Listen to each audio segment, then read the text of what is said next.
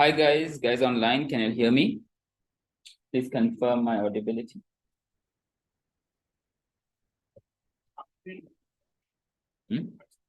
Next week. Today we are completing the mocks and then next week onwards. MCQs. Thanks for confirming, Yami. Not yet. My focus is mock right now. Since your mock, it is understandable with the mock itself, so I don't think there isn't. If you want, I can. Is it?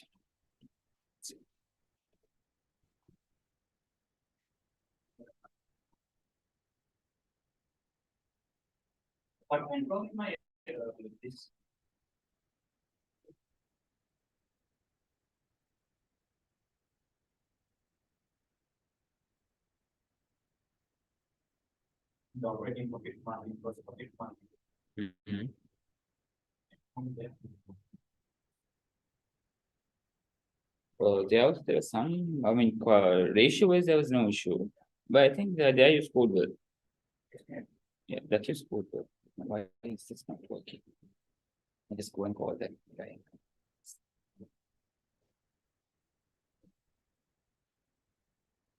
Hi, Yamin. So is this your first attempt that you are doing, or is this your reattempt?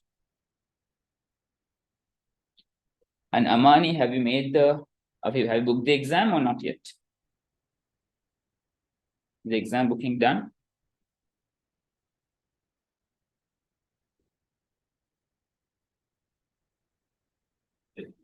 Pencils are not working. That's still be fixed. Technical issues.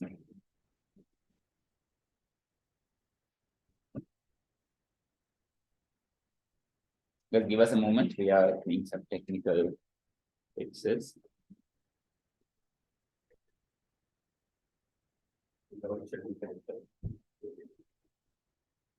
No problem, Amani. I think you can still watch the recording. I mean, you can still watch it on YouTube. It's available on YouTube, last week's class.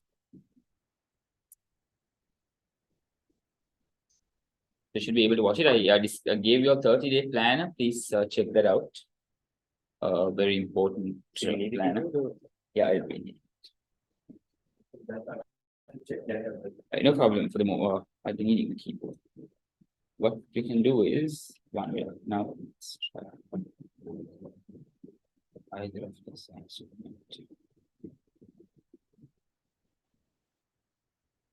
Usually it's the other keyboard that I with the Halloween thing we have to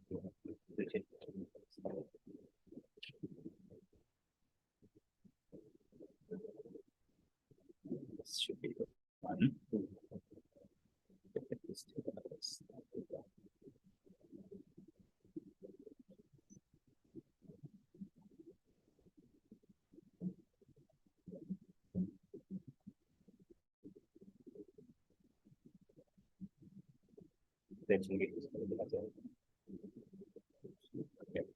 Connected.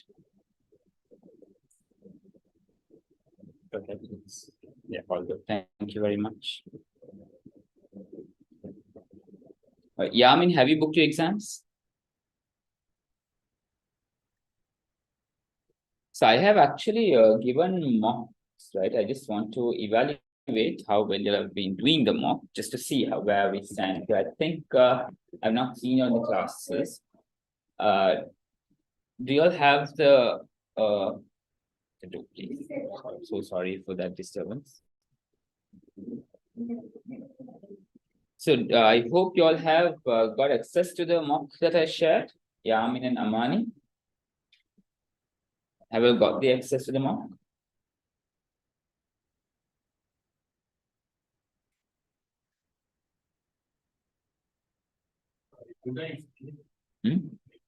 Only two, yeah. Umar also is supposed to send Shenuri and you.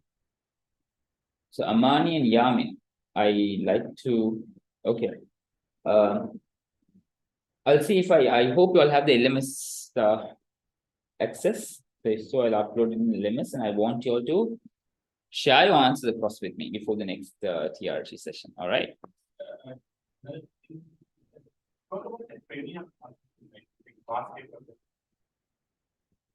Test reach. Practice platform, right? But on it, we got this thing like a mock from ACCA itself. Yeah, that's premium. Yeah. Should be. Check with. Then should know. So you will be getting access to the pre-mock of December. Yeah, so it's releasing, I think, on 14th, right? So you should be getting access there.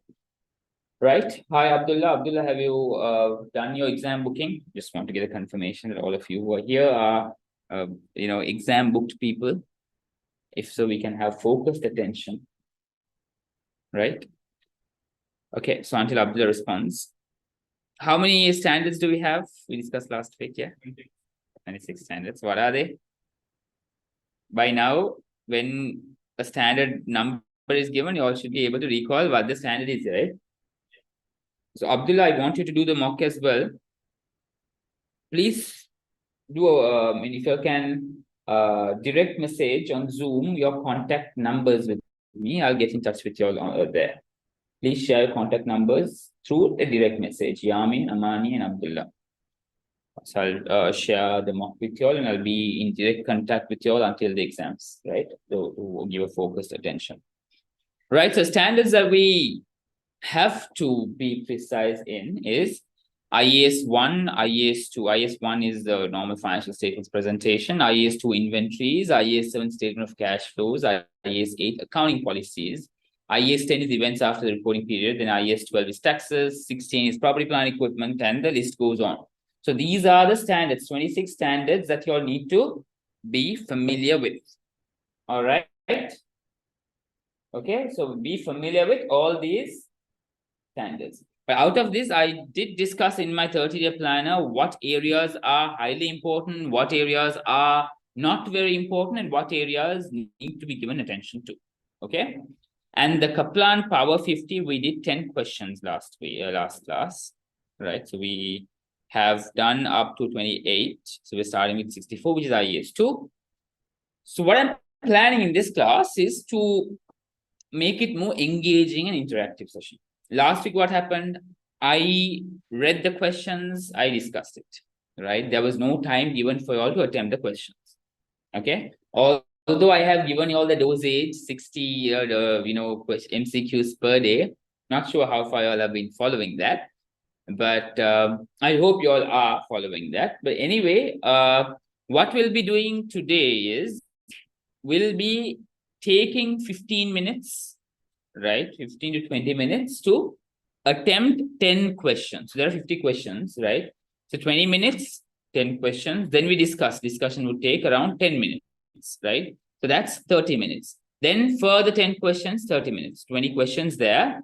30 minutes, another 10 questions, 30 questions, 30 minutes, another 10 questions. So we'll be, in that way, we'll be able to interactively complete the Power 50, which is, touching upon all the main areas, main standards. So, or what we can do is 5 questions, 10 minutes discussion, 5 question discussion. Or I think 10 minutes would be okay, no? I mean, 10 questions would be okay, no? Right? So 10 questions, we would have a proper breakdown. There are 50 questions. We are done with 10. So we have 40 more questions, 4 sessions of 20 minutes, right? So every 20 minutes, we'll be discussing. Discussion should take around 10 minutes. Then we move on to the next 10 questions. Is that clear? Are you all with me? That is the proceedings that we are going to follow today. Okay? All right.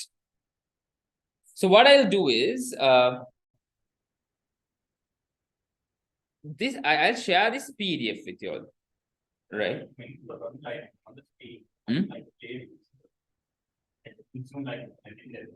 Right. It was not visible. Is the screen clearly visible, guys? Can I confirm? Let me check. Is this clearly visible, guys?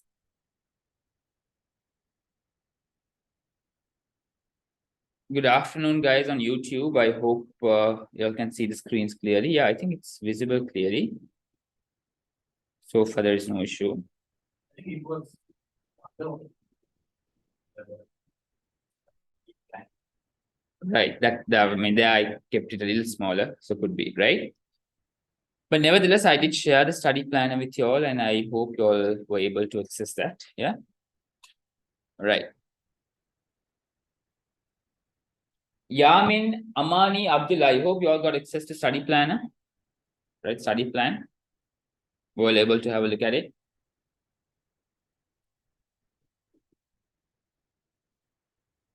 Okay, so if I give you all time to attempt these questions, what do I do with the YouTube students? There are students watching on YouTube, so we'll go ahead with the discussion itself. And let's see what we can do. Break it up to 10 minutes so that they also don't miss out.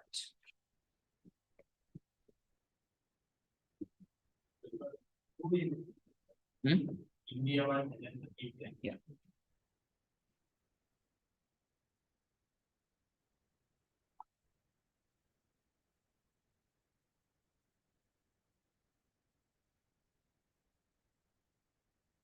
Right, so what we'll do is we'll try to break it to 5 questions per discussion, right? 5 questions, 10 minutes for 5 questions. Why? 2 minutes per question. I want you all to finish 5 questions in 10 minutes. All right. So what I'll be doing is I'll be splitting the screen. Split.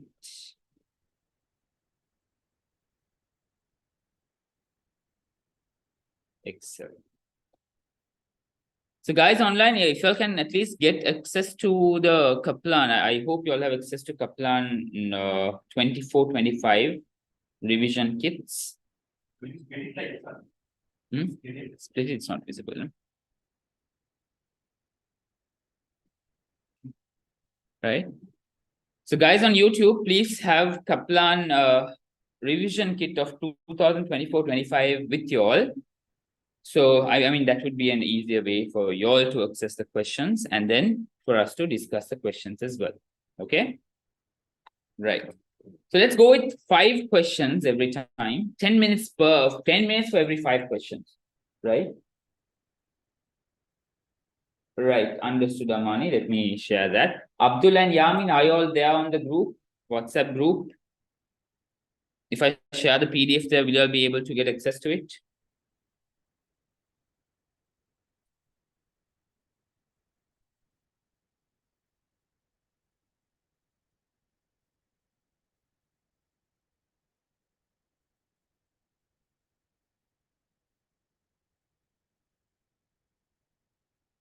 Right, Abdullah is in. Yamin, are you in? Should I share the PDF on WhatsApp group with you all? Yeah? Okay. So what we'll do is we'll start off the discussion. I mean, the first 10 questions, let's discuss. Then next, the rest of the questions, let's start the interactive discussion, right?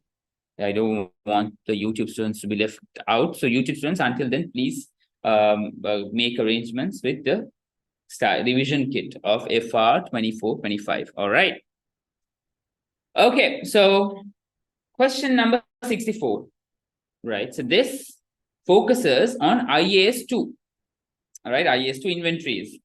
Straightforward standard. Is that a difficult standard? Yeah, no, not a difficult standard, right? Now, what this question says is Neville has only 2 items of inventory on hand at its reporting date, right? So what are 2 items? Item 1, materials costing 24,000, bought for processing and assembly for a customer under a one-off order, which is expected to produce a high profit margin. Since buying this material, the cost price has fallen to 20,000. Right. What do you think is the inventory valuation there? Is it 24,000 or 20,000? Quickly tell me. Azmat, what do you think? Is it 24,000, 20,000? IAS 2 says lower of cost or NRV, net realizable value.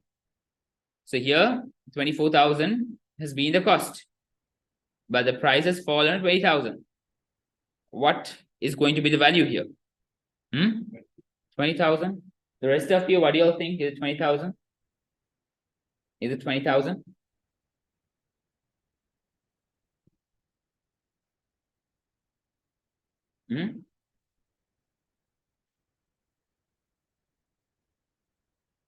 Right now, read it again. Materials costing 24,000 bought for processing and assembly for a customer under a one-off order, which is expected to produce a high profit margin. One-off, onerous contract, IFRS 15, onerous contract with outcome as profit. What happens there? Right? So again, provisions, onerous contract, outcome with profit. Now here what it says is when you are buying an inventory, in IAS2 it says when you're buying an inventory for a specific order, right? Meaning you are going to receive that funds, right? And it's a high profit margin, right? What they're saying is order is expected to produce a high profit margin, right? So meaning there's a profit margin that you're keeping. So in that case, inventory value dropping is not going to be relevant, right? Since there's a high profit margin, it's going to be 24,000 that you'll be using here, right? 24,000 is what you're going to use here. All right. Item 2, a machine constructed for another customer for a contracted price of 36,000. This has recently been completed at a cost of 33,600. 33,600. It has now been discovered that in order to meet certain health and safety regulations, modifications at an extra cost of 8,400 will be required. The customer has agreed to meet half of the extra cost. Now, what is the cost here? What's the cost here? Cost is 33,600. What's the net realizable value? Selling price minus cost to sell. Okay. What's the selling price here? Selling price is 36,000 minus half of 8,400. Why? Half will be recovered from the customer. So how much is that? How much is that? 36 minus 4,200? 30. 30. 31,800. Abdullah, you deduct from selling price, you deduct the cost to sell. 36,000 minus 4,200 is 31,800. Okay. 24,000 here, and here the lower of both is what now? What is lower? NRV is 31,800. So what's lower? Because it is cost is 33,600. NRV is lower, right? So 31,800. 24,000 plus 31,800. How much is that? 31,800 plus 24,000 is 55,800. Okay. Yeah, exactly. So please be very careful when you're reading the questions. All right. Is that clear, guys? Right. So I'll just erase it from here. So the next question is clearly visible. Right. Question number 68.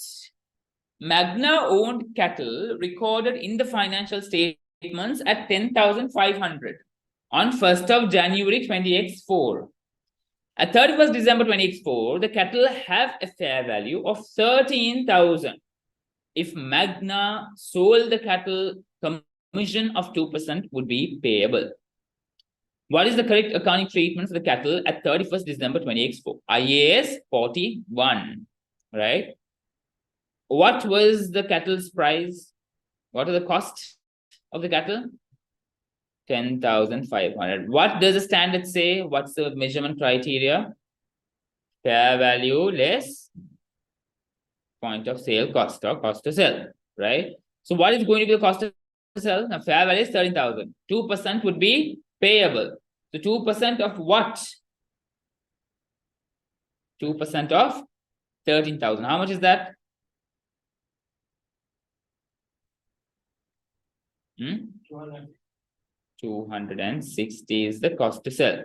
The fair value is 13,000 minus 260. How much is that? 12,740. What was the cost? 10,500. What's the gain? What's the gain? 2,240. Now tell me this 2,240. Anyway, there's one option here. Statement of profit or loss, statement of change in equity, revaluation surplus, statement of profit or loss. This you record in statement of profit or loss, not other comprehensive income. The answer is going to be revalue to 12,740 and gain of 2,240 to statement of profit or loss. Is that clear, guys? Is that clear?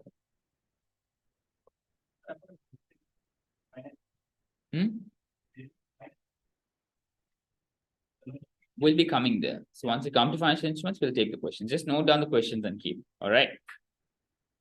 Right. Now, next question, question number 72. An entity took out a bank loan for 12 million dinars on 1st of January 20x1. It repaid 3 million dinars to the bank on 30th November 20x1. The entity has a reporting date of 31st December 20x1 and a functional currency of dollars. Exchange rates are as follows. Bank loan. Is it a monetary or non? What's the standard first? IAS? IAS? Azmat? What's the standard? IAS? 21. Exchange rate. That's the standard we're dealing with, right? Now, Azmat, you need to be very clear about the standards, okay? That's how you'll be able to recall the standard requirements. All right. Okay.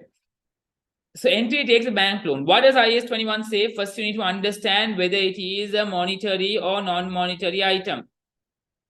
Monetary or non-monetary. Bank loan, is it monetary or non-monetary? Monetary item. Monetary. Right. $12 million were till 12 million dinars was taken and repaid 3 million dinars, right? So 12 million dinars, what's the rate that you take? The historical rate or spot rate? The 12 million on 1st of January. So what was the exchange rate at 1st of January? 6, right? So 12 million divided by 6. How much is that? $2 million. Okay, right. The 3 million dinars were paid back on 30th November. So when settlement happens, the spot rate or the historical cost has a settlement date. Right? So settled or unsettled transactions. Again, it boils down there. So monetary item, settled transactions on spot rate. Monetary item, unsettled transactions at the closing rate. A non-monetary item, unsettled at the historical rate. You also be able to recall what the standard requirement says. Okay, right. So 3 million dinars at what rate? $5. How much is that? How much is that?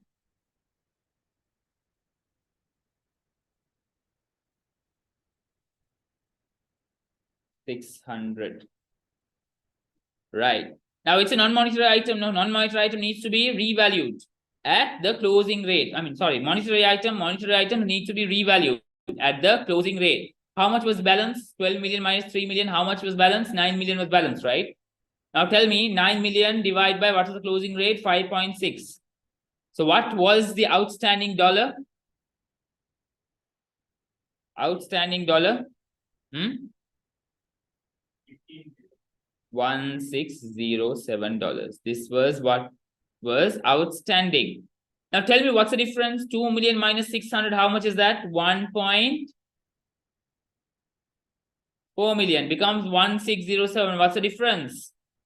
207. Is that a loss or a gain?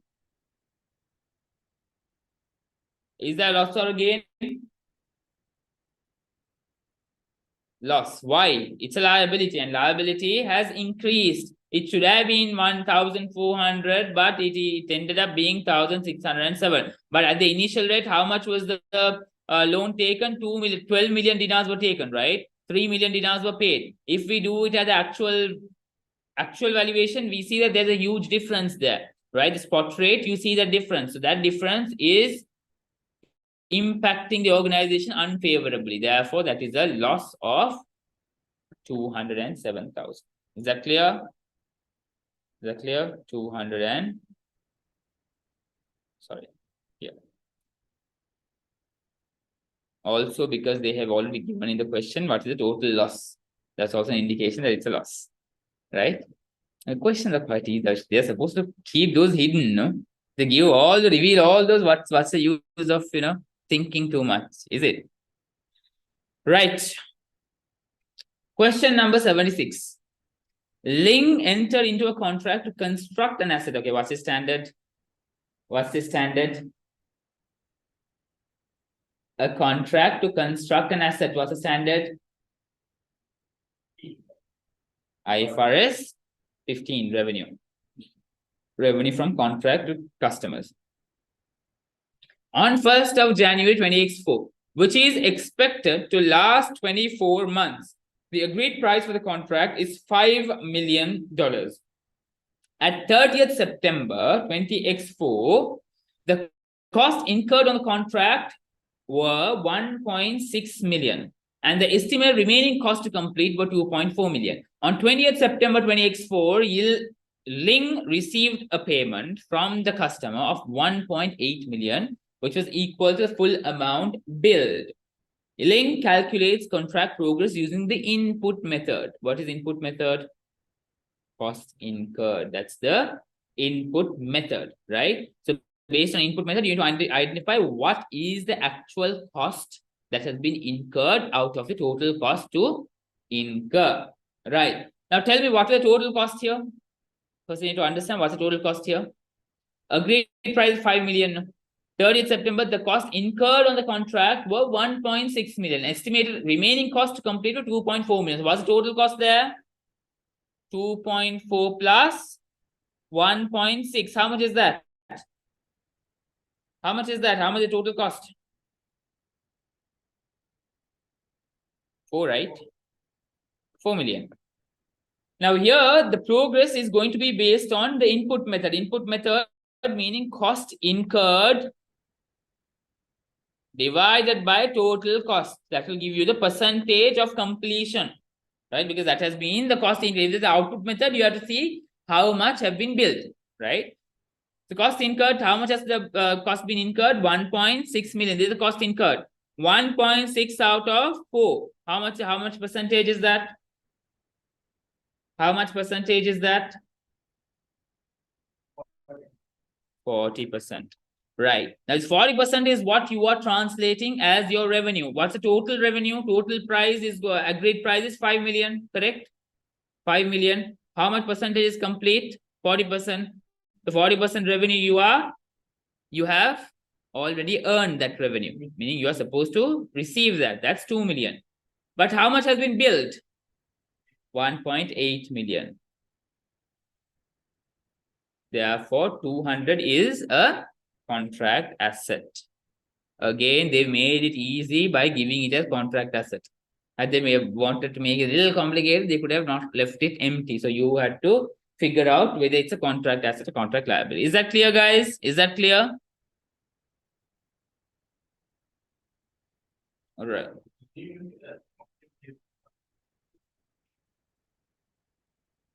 was all right. I mean, pre-mock is what is going to be decisive of the pre-mock of December. When they release that on 14th, that is going to be decisive of the level. That should be tricky, a little bit tricky. That's the value of doing FR. No, otherwise, what's the use of doing ACCA if everything comes in easy, right?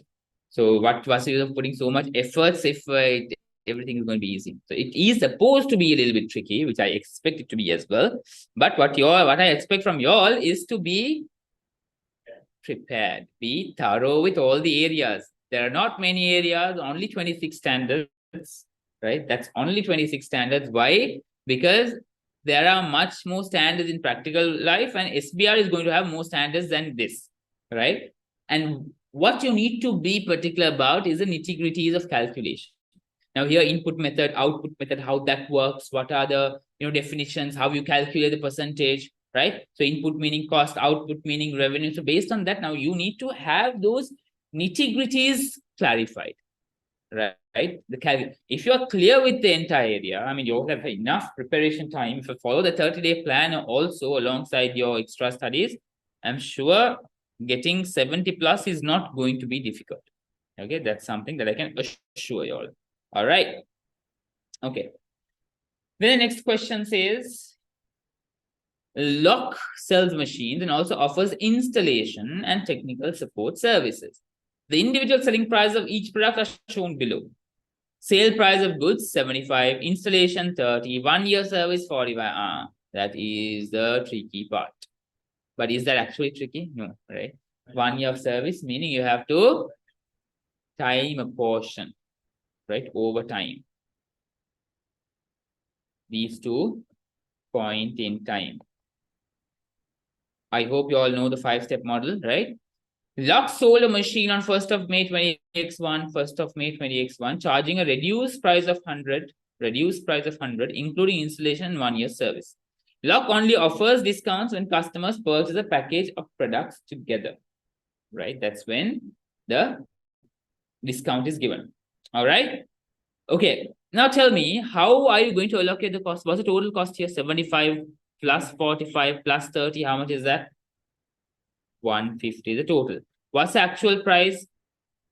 100 is the actual price out of 150, right? Okay. Now what you are supposed, you're going to use this fraction to allocate the $100 for each of these, right? So first item 75 into 100 over 150.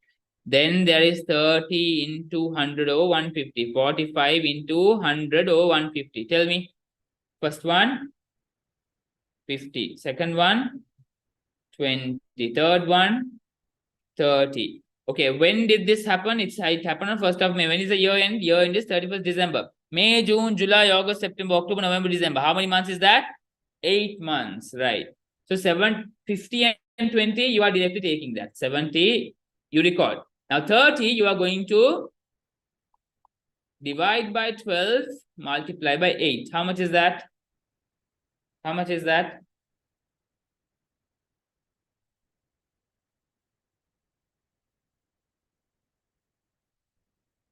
These are at a point in time. So you are recording 70. 30, you are going to record only for 8 months basis because it's a 1 year. So still there are 4 months to go. That is 20. What's the answer?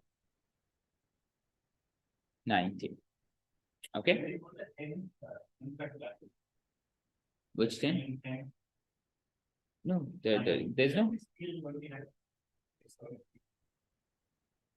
Not. The 10 that remains, that goes as not contract liability. That goes as if income has been received, it goes as a deferred income, meaning income, the income that would be earned in the future date. That's a liability.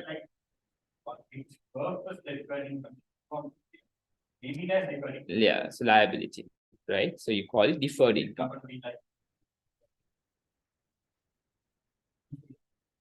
No, nothing as such. It's just income that is not yet earned, right? It may have been received, but not yet earned. Therefore, 10 million, you are going to show it under your liability if the cash has been received.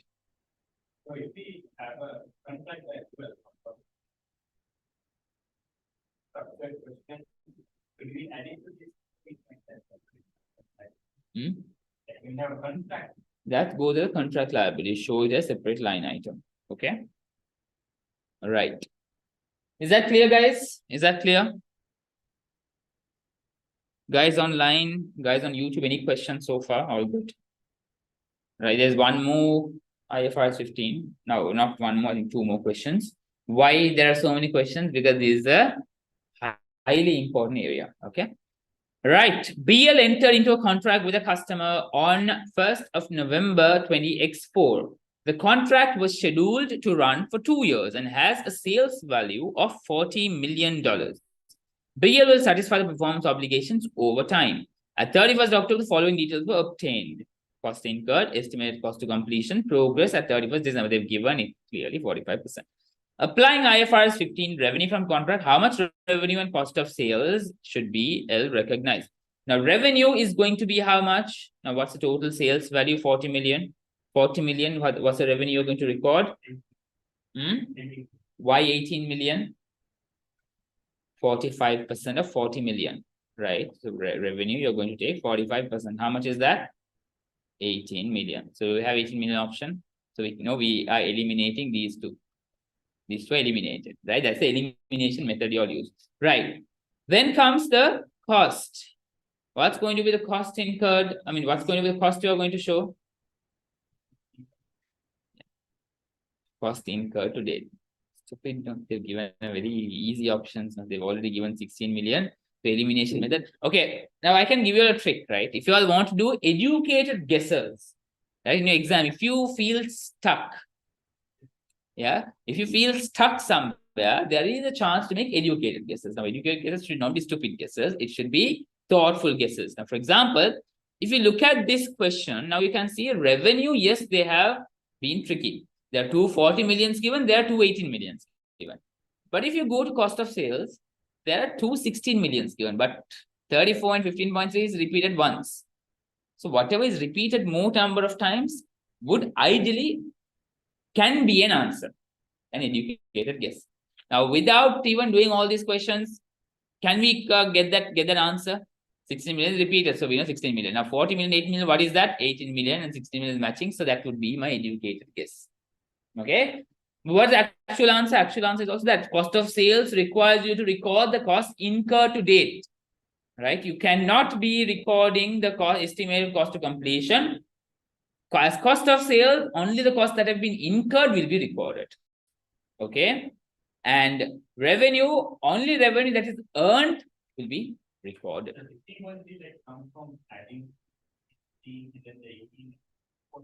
Proportioning, right? We don't cost of sales, we take cost entirely, right? Now, why I call this to be, because they have given a very easy way of educated guess. Even if you don't want to do the question, you can still make the educated guess and you can get through, right? So that's the power of educated understanding, meaning knowledge, meaning preparation. Okay, when you all prepare, you all know that you all be able to make educated guesses. All right. Okay, so the answer is C. Right, then comes the final question under IFRS 15. Do you feel it as easier question or easy? Then you have to be prepared for tougher questions, right? Okay, Malik is a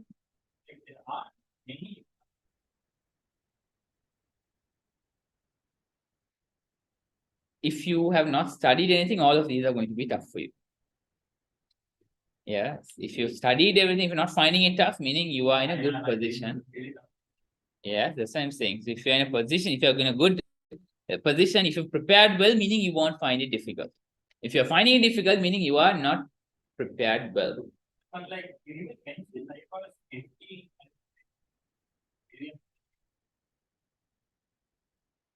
IFRS 15. In live class, I'm not sure. Yeah. Initially, right? Or was it for the mock?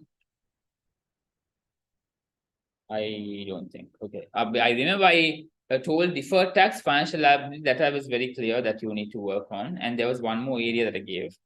If I have given meaning, there is something wrong in your mock, which is why I would have given you all that. IFRS 5, so that's not 15. Then now we need to be clear with the standard numbers, right? You confuse the numbers. IFRS 5, you need to work on as well, right? Right. 80. So, guys, you all share your mocks with me as well. I will give you all a very tailored feedback on your mocks. So that would help you all focus on areas that you all feel unprepared in, which is why send me your mock answers as soon as possible. So that'll give you all enough time to prepare. All right. Right. Malik is a construction business recognizing progress based on work certified as a proportion of total contract value, output method. Malik will satisfy the performance obligations over time. The following information relates to one of its long-term contracts as of 31st May 20x4. Malik's year-end is 31st of May 20x4, right?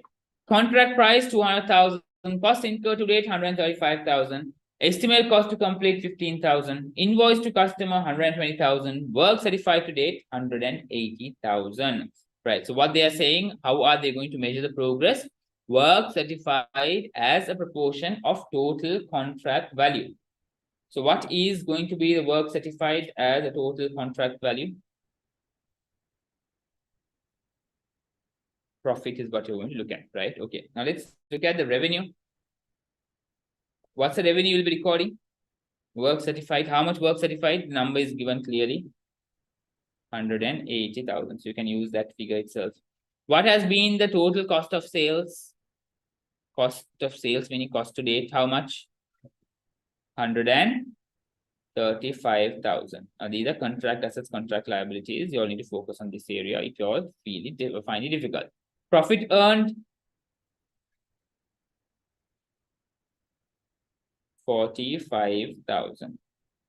But there is something to look for. In the year 31st May 2023, Malik had recognized revenue of 60,000 and a profit of 15,000 in respect of this contract. Total profit earned is 45,000. Out of this, you have to eliminate the profit of last year. Last year recorded 15,000. So this year, 30,000. Okay, so the answer is going to be 30,000. Is that clear, guys? Is that clear? Right, IFRS 15. How many find the IFRS 15 challenging? The only challenging area, if at all, would be the contract assets, contract liabilities, and those special cases like sale and leaseback and all the other special cases, which would not require a lot of focus, but have a complete understanding of IFRS 15 because this is the favorite area of the examiner. Right. So now we are moving into IFRS 16, another important area. During the year ended 30th September 2009, Hyper entered into 2 lease transactions. Right. Was the question, what amount in total would be charged to Hyper statement of profit or loss for the year ended 30th September 2009? Okay, when they talk about that, I told you in the last class specifically, what do you all need to recall when they say charge to Hyper statement of profit or loss? And when you look at lease transactions, what should come to your head? Yeah. No. What should come to your head? Profit or loss, statement of profit or loss. About leases, what should come to your head? Finance cost, yes. And I told, this is something that I clearly mentioned in last week's IFRS 16. Very good, Yamin. Depreciation, right? Why? Because there are split. Always there is an initial, there's going to be a lease liability, while there's going to be ROU asset as well. Both of these are going to impact statement of profit or loss. Sometimes in MCQs, you will be given only this option. Depreciation option also will be there. Lease liability option will also be there. If you do not add those two, you're going to go wrong. Right? Statement of profit or loss requires expenses. So finance cost related to lease liability would be one expense. Depreciation for ROU asset would be the other expense. So you have to combine both. Clear? Right. There are 2 lease transactions. Let's look at what's the second one. On 1st of October 2008, Hyper made a payment of 90,000, being the first of 5 equal annual payments under lease for an item of plant. The lease has an implicit rate of 10%. The present value of the total lease payments on 1st of October 2008 was 340,000. Right. What will be your asset value? Your ROU asset is going to be the present value of total lease payments. 340,000 is your ROU asset, right? While that is also going to be your lease liability, right? But the installments, the payments, right? So what happens? The payments are made in advance, right? Yeah, the payments are made in advance here. When the payments are made in advance, you always deduct the payment made, then you calculate the interest. Remember, IFRS 16, payment in arrears, payment in advance. That's something you all need to be very clear about. when it comes to payment made in advance, you have to deduct the payment made in advance from lease liability. Then you multiply that by the percentage to arrive at the finance cost. So what is going to be the finance cost? 340,000 minus 90 payment has been done. The first payment has been done. 90,000 equal payments are happening every year. 340 minus 90, how much is that? 250. What's the interest rate? 10%. 250 to 10% is 25,000. Right? How did we arrive at that? 340 minus 90 into 10%. Right? That gives you 25,000. What is the ROU asset? What's the useful life here? Okay, when it comes to depreciation, let's quickly recall how are you going to figure out what's the useful life that you're going to consider. It's going to be based upon the ownership. Whether you are going to own the asset at the year end, at the end of the lease period, or you are going to whether you are not going to own it. If you're going to own it, it's going to be the useful life of the asset. If you're not going to own it, the shorter of the lease period and the useful life of the asset is what you are going to use to depreciate the ROU asset. Now, what is the number of years? 5. Have they mentioned about the useful life or anything as such? There's nothing mentioned. So you are going to consider that 5 years as the lease period or the depreciation period. So that's going to be 340 divided by 5. How much is that? 68 plus 68. Now that's going to be your first type of expense based on first lease transaction, right? On 1st of January 2009, Hyper made a payment of 18,000 for a 1-year lease of an item of equipment, short-term lease. What do you consider it as? Exemptions of making the ROU lease liability requirement being fulfilled. Therefore, you can directly expense it. You can directly write it off as rental, right? As an expense. So that is going to be the other element of statement of profit or loss. So what's going to be total value? 25 plus 68 plus 18. What's the total? But are you taking 18,000 entirely? Are you taking 18,000 entirely? Always remember to look at the dates, right? Statement of profit or loss requires you to time a portion. So 1st of January 2009, when is the year end? 30th September. Now this is a 1-year lease term. Jan, Feb, March, April, May, June, July, August, September, 9 months.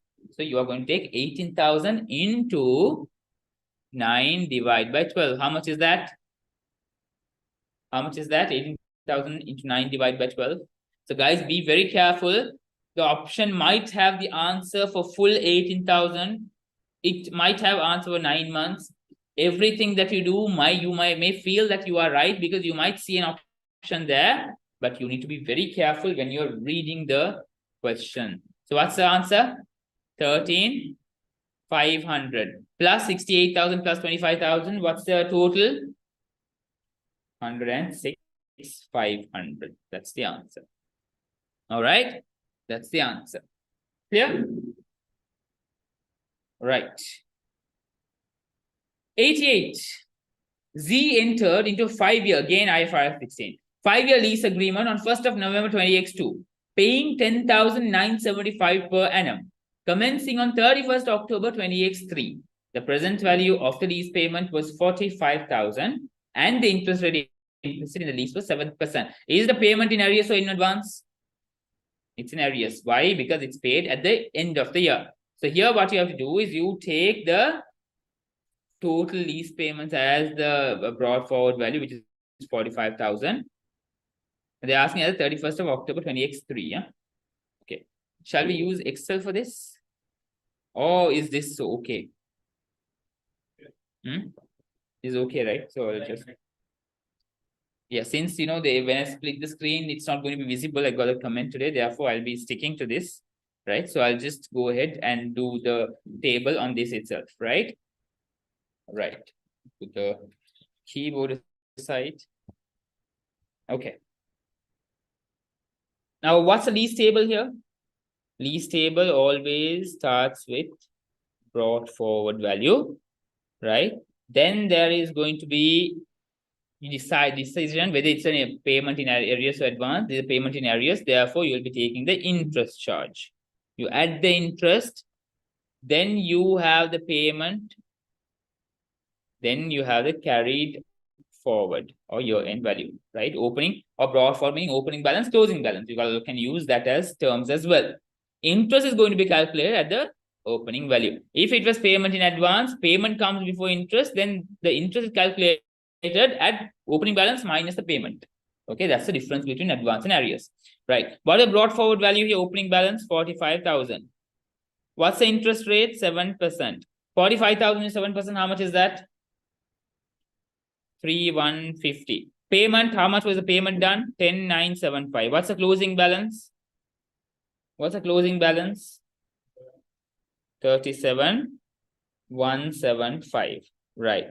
Then what they're asking non-current liability. Non-current 31st October, you have to do the second year also. Right. So this is 31st October X3. Right. So non-current liability, is that going to be 37,175? No, right? It's always going to be the closing balance of the next year. So what is it going to be? 37,175 is the opening balance. What's the 7% of 37,175? What's the 7%? Quickly tell me what's the 7%? 2,602. Thanks, Yamin. Very good. Minus 10,975. What's the answer? What's the closing balance here? What's the closing balance? What's the closing balance? 28,802. Do we have that option here? Option B. Now remember, what is going to be your current liability in that case? If I may ask you, what's the current liability? Difference between 37,175 and 28,800. How much is that going to be? How much is that going to be? Quickly tell me. 8,373, is it? Yeah. 8,373. Very good. But if you do in advance, now this is in arrears. In advance, how do you consider current liability? The payment is current liability, right? The payment is the current liability. The difference is going to be the non-current liability. That's the difference that you all need to focus on. Right. Next question. Is that clear, guys? Is that clear? Is that clear? Right? Am I too fast? Right? I hope the pace is all right. Yeah. Okay, on 1st of January 2023, Rabbit acquires a new machine with an estimated useful life of 6 years under the following agreement. An initial payment of 13,760 will be payable immediately. 5 further annual payments of 20,000 will be due commencing 1st of January 2023. Payment in advance or arrears? What is it? Advance or arrears? Payments commencing 1st January 2023. Advance. The interest rate implicit in the lease is 8%. The present value of the lease payments, excluding the initial payment, is 86,240. So excluding the initial payment. You need to exclude the initial payment to arrive at the opening balance. So what is going to be the initial payment? The opening balance, it's going to be, okay, I'll draw another table here. Brought forward,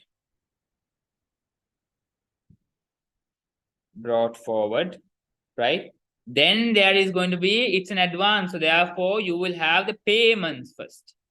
You deduct the payments first. Why? Because it is in advance. You're paying before hand itself, where only the interest is going to be based on what you have not paid, unpaid component, right? Then you will arrive at the subtotal, meaning the difference between brought forward balance and the payments, right? Then you will have the interest. What's the interest percentage? 8%, right? That's what the question told, 8%. 8% of your subtotal.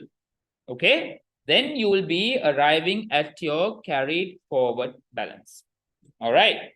So what's the brought forward balance here? Opening balance is 86,240, excluding the initial payment, 86,240. What's the payment? 20,000. So what's the subtotal? 66,240. Tell me what's 8% of 66,240? Quickly tell me what's 8% of 66,240?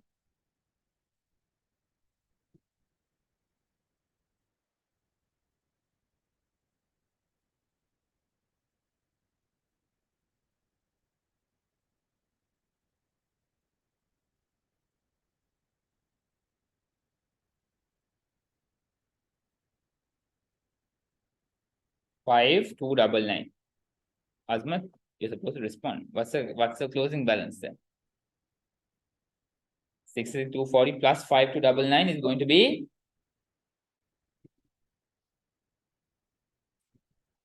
71,539. Now that is going to be the opening balance, 71,539 minus 20,000 Y payment in advance. Then what is going to be subtotal? 51,539. What is the 8% of 51,539?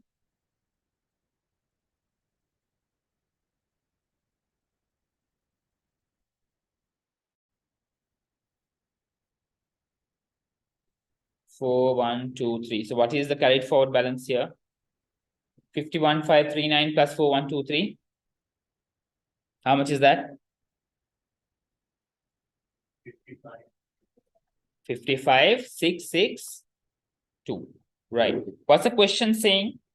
What will be recalled Rabbit's financial statement on 31st December 20x4? 31st December in respect of finance cost, non-current liability, current liability. This is X3 is where it started, right? X3, X4. Now you need to do X5 also to arrive at at least half of that needs to be done.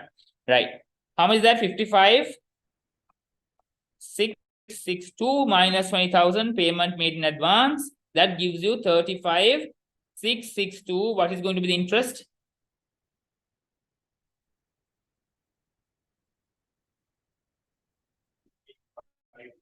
2,853. Then you'll arrive at the closing figure, right? Now tell me what is going to be the finance cost at 31st December 20x4. Finance cost obviously is this Y20x4, right? 4123. Do we have 4123 option somewhere here? Yes, we have 4123 option, right? Only one option is there, meaning the entire this is going to be the option. But let's see how.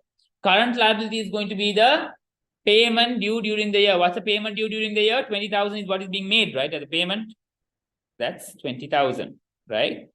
So what is the non-current liability?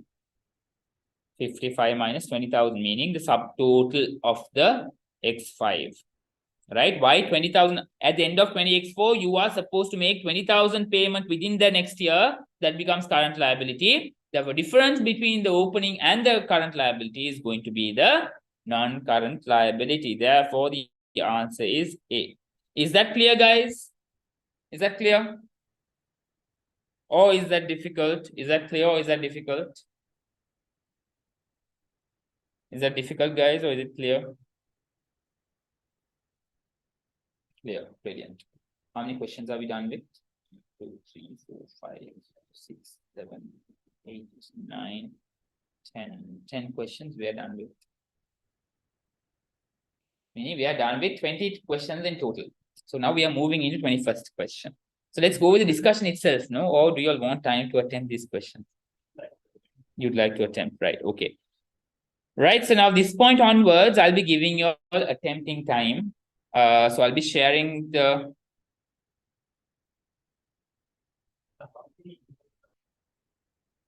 We're completing it. 50. So we are done with 20, 30 more to go. 10 was done last week. So this is power 50. I've given 50 questions that covers the complicated areas, right? Very powerful questions that's going to help you. That's why I touched upon contract asset, contract, not the usual revenue, right? Here I've touched upon in advance, right? So all that I've touched upon to give you a clarity on all the areas. These are going to be powerful 50 questions, but still that doesn't mean you are not supposed to attempt the rest. You are supposed to attempt the entire Kaplan kit. All right. Right. So now I need to, since Azmat also wants to attempt. Online guys, what do you all think? Do you all want time to attempt, or do you all want the discussion to proceed? Okay. Guys online, you all tell me whether you all want time to attempt or you all want the discussion to proceed. Because sometimes what happens, discussions also helps you all to remember things better. Right? Online guys, quickly tell me, Abdullah, Amani, Amin, what do you all want me to do? YouTube guys, you all can use live chat and let me know. If you all have access to the Kaplan revision kit of 25-26, if you all have the revision kit of Kaplan access, then we can attempt. But still, you all can use the live chat to let me know what to do. Amani, Yamin, Abdullah, what do you all think? I hope I'm audible, guys. Discussion, right? So YouTube says discussion, online says discussion. So let's proceed with discussion. Okay. Right. So anyway, I want you all to re-attempt it at home. So please attempt the entire kit. What we've done, I'm sure you all are going to forget, right? I'm sure you all are going to forget what we've done today, right? But at least go back and attempt Kaplan revision kit twice. All right. So we'll proceed with the discussion itself. Right. Yeah.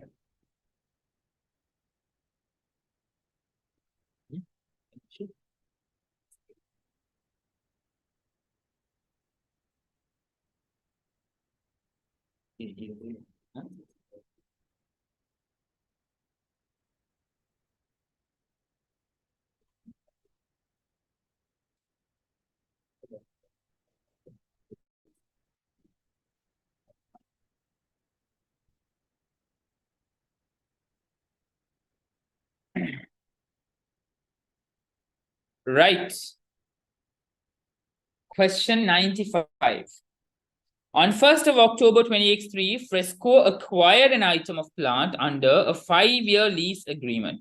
The agreement had an implicit interest rate of 10% and required annual rentals of $6 million to be paid on 30th September each year for 5 years. 30th September each year for 5 years. Arrears or advance, tell me. 30th September each year. 1st of October is where it starts. So it is arrears. Okay? Arrears. Right. If it's arrears, what happens? Opening balance, interest, payments, closing balance. That should be in your head. That table should be in your head. Okay? Fresco acquired an item of plant under a 5-year lease agreement. 5-year lease agreement. The agreement had an implicit interest rate of 10% and required annual rental of $6 million to be paid on 30th September each year. This is the payment every year. The present value of the annual rental payment was 23 million. Now that is going to be your opening figure, right? Brought forward plus interest at 10%, minus payments, closing balance. All right. So brought forward 23 million. 10% of 23 million is how much? 2,300. What's the payments? 6 million. What's the carried forward balance? 23,000 plus 2,300 minus 6,000. How much is that? How much is that? 19,300. Right. So 19,300 becomes the opening balance of the next year. Interest of 19,300, 10%, 1,930 minus 6 million. What's the carried forward balance? 19,300 plus 1,930 minus 6,000. How much is that?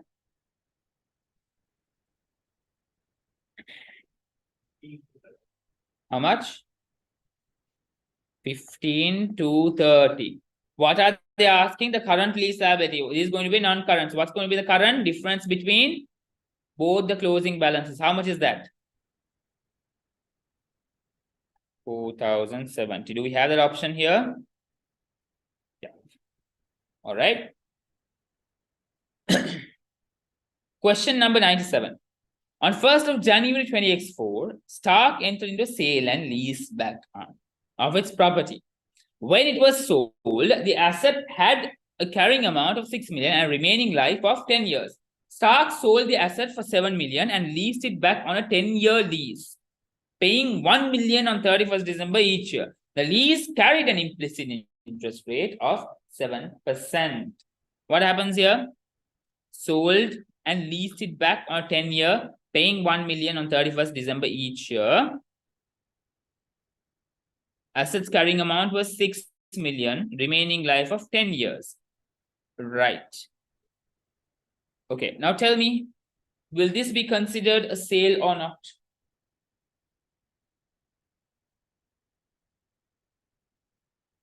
Quickly tell me.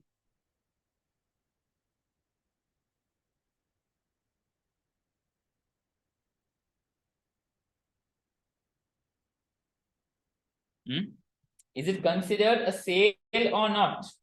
If not sale, why? Why not sale?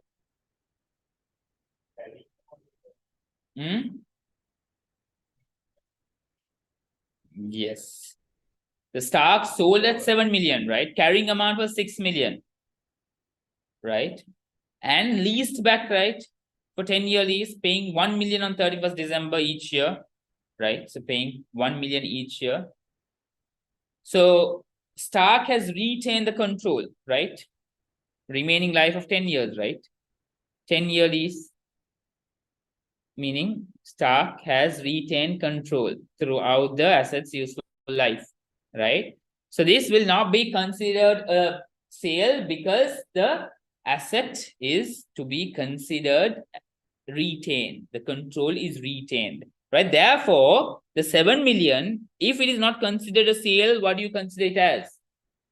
Loan, exactly. So you'll be considering it as loan, and the loan treatment is what you'll be giving. So now they're asking what is the total expense that should be recorded in the statement of profit or loss? What is going to be a total expense, guys? What includes total expense? One is going to be the loan interest, right? What else? Do you all see anything else that goes under the expense, statement of profit or loss expense? Depreciation. Very good. Right. So tell me, what is the depreciation? It's going to be the carrying amount divided by 10. 600 is going to be a depreciation. What is your finance cost? 7 million into 7%. How much is that? How much is that?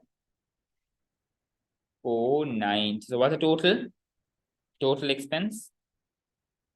600 plus 490 is 1090. Is that clear, guys? Is that clear? Sale and lease back.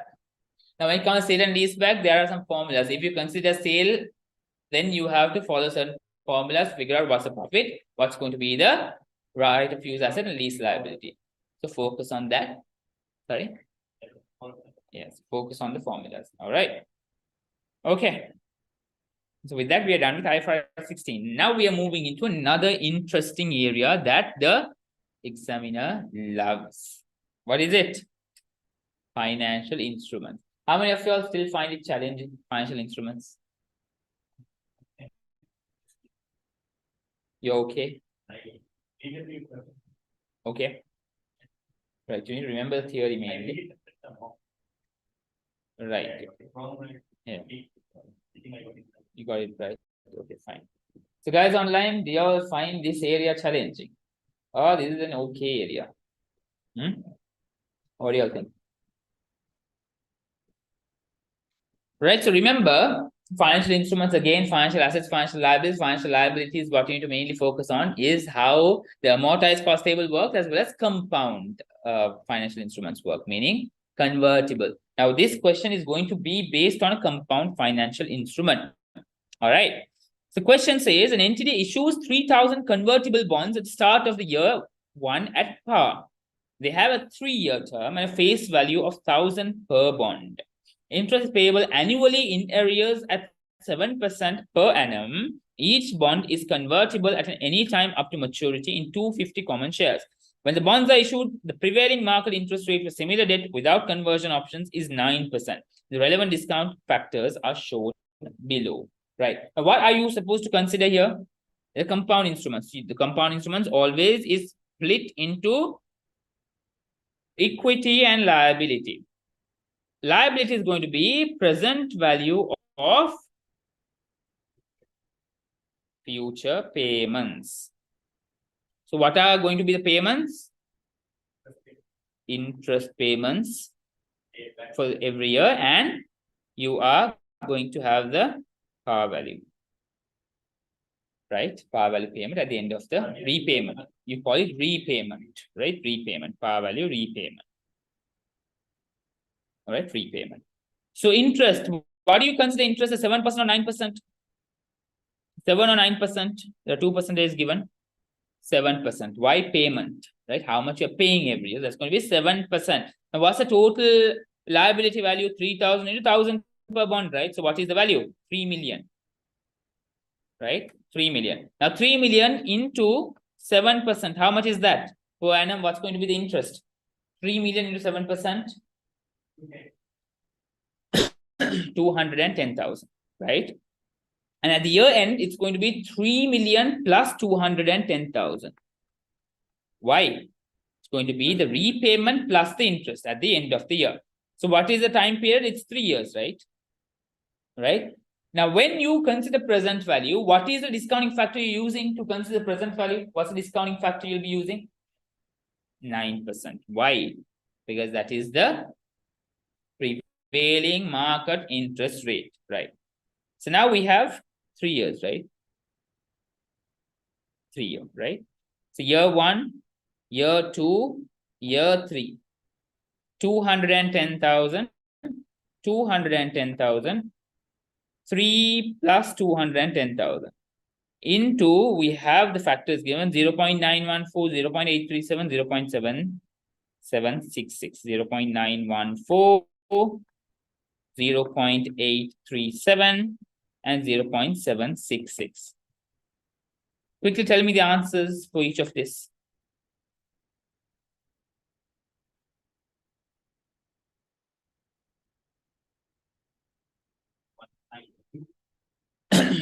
Here it is 19. No, give me full value. 191. Give it 10,000 into 0.914. Don't make it 210. 191,940. Year 2. How much is that?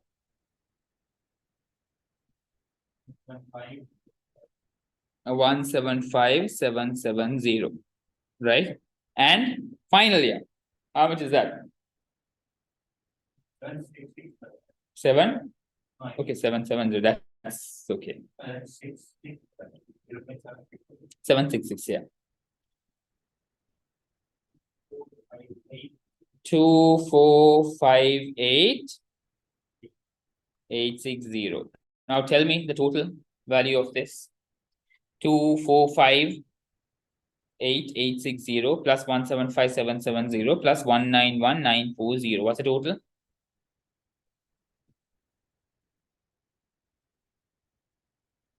2,826,570. Thanks, Abdullah. 2,826,570. Right, that is going to be the present value. And this is what you are going to record as your liability. Okay. So what is going to be equity? What's the total bond value? Total bond is 3 million. So your equity is going to be the difference. Equity. How much is that? 3 million minus 2,826,570. 173,430, right? Remember, the equity would remain that value every year, but liability would be changing by using the amortized cost table. This would be the opening value of your amortized cost table. Then the payments, you are going to take 7% and 9% you are going to take the interest, the amortized cost table. Debt element, how much is that? 2,826,570, equity 173,430. Is that clear? Is compound instrument difficult? No? Right. Yeah, now you can ask this.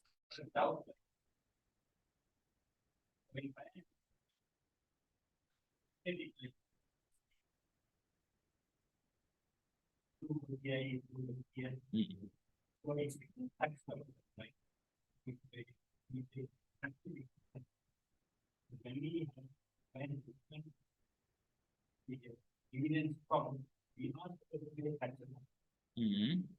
That's the reason why it's not yeah, so it depends on the if you take debt element, it depends on the business model and the contractual cash flow, right? But if you take the equity element of your asset, that is dependent on the business model. So whether it is used for trading or whether it is used for now there's no necessity that you're going to get dividend always. No? If you're using for trading, what happens is short term. The gains you record through profit or loss. Now, whatever can be realized, right? And realized quickly. That's what you need to understand.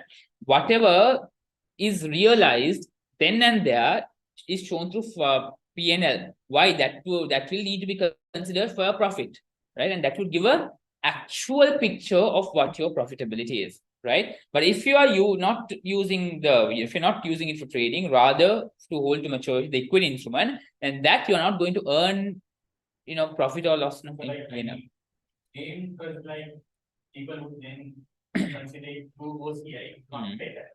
Now, who told you dividend? If dividend is paid, the tax, I mean, if you can just, what was your question again? They say like it's either interest or the principal, you have to Yeah. give to OCI, like, and it's not like that.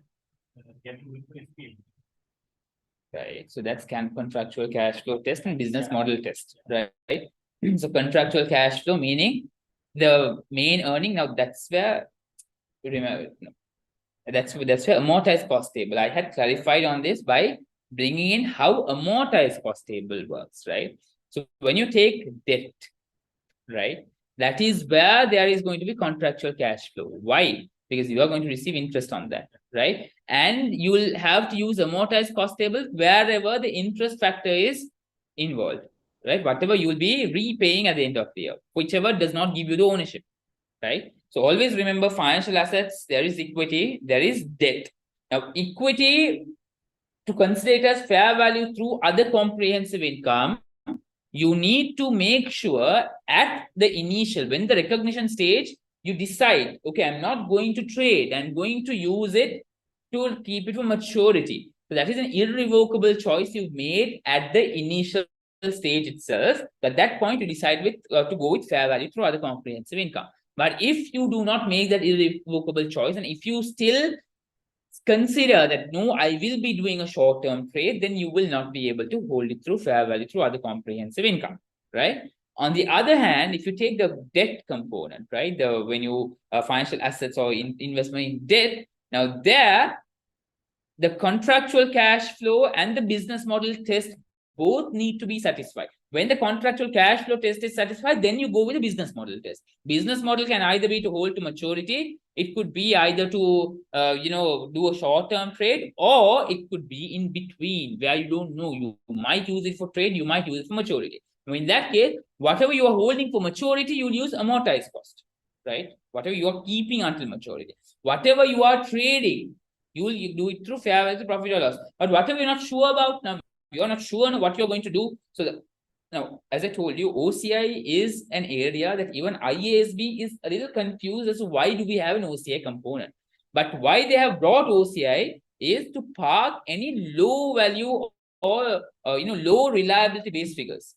Right now, there is no clarity, so you park it under fair value to other comprehensive income, because if you park it through FVPL, that will distort the profitability, right? And what is required for the decision users to make decisions? It is a fair value through, the profit or loss statement, right? OCI, not many consider that also, right? Those who want to, they consider that. Why? That is known as a low quality earnings, right? That is what goes under other comprehensive, but whatever is not realized. So when we are not sure whether you're going to hold it for maturity or whether you're going to trade, that you would be parking through fair value through other comprehensive income. Not for that. It doesn't make sense, because dividends are always paid out of the profit after tax.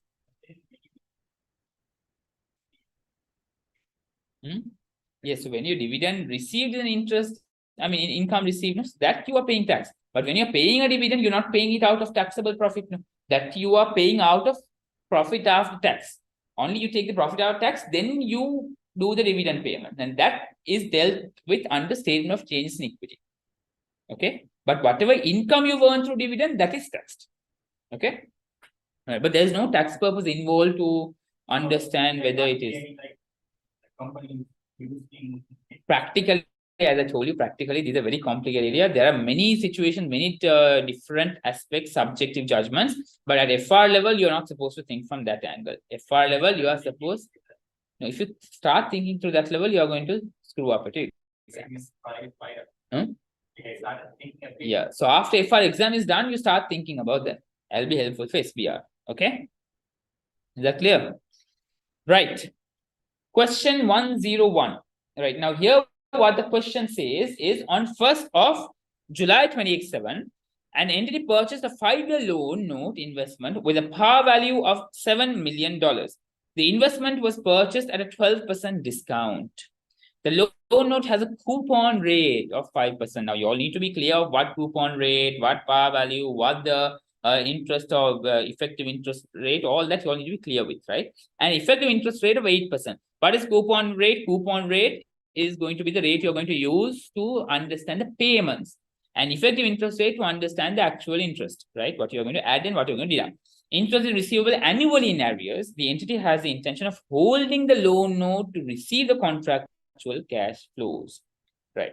How much finance income should be reported in the statement of profit or loss of the entity? Now, this is what's the intention? Holding the loan note to receive the contractual cash flow. So what happens? They decide to hold it until maturity. So amortized cost. So here it's going to be the interest income that you're going to show through your profit or loss. Okay. So how much finance income you're going to record? What's going to be the opening? Now there's a 12% discount, right? How much is that? 12% discount. How much is that? 7 million into 88%. 50. 7 million into, no, tell me the 88%, the value. Yeah, deduct 12% and tell me the 88%. 7 million to 88%. 7 million is a figure. How can 88% be above 7 million? Can't be making mistakes. There, 6160. 6160. Now remember, your interest is going to be, what's the interest percentage? 8%. 8% of this figure. How much is that? 8% of 6160, not 7 million. It's 6160. What's the figure there? 493. Payments is going to be payments, what's the percentage? 5% coupon rate. 5% into 7 million. Remember, not 6160, 7 million. 350. Now that is going to be the payment throughout. So what's the closing figure here?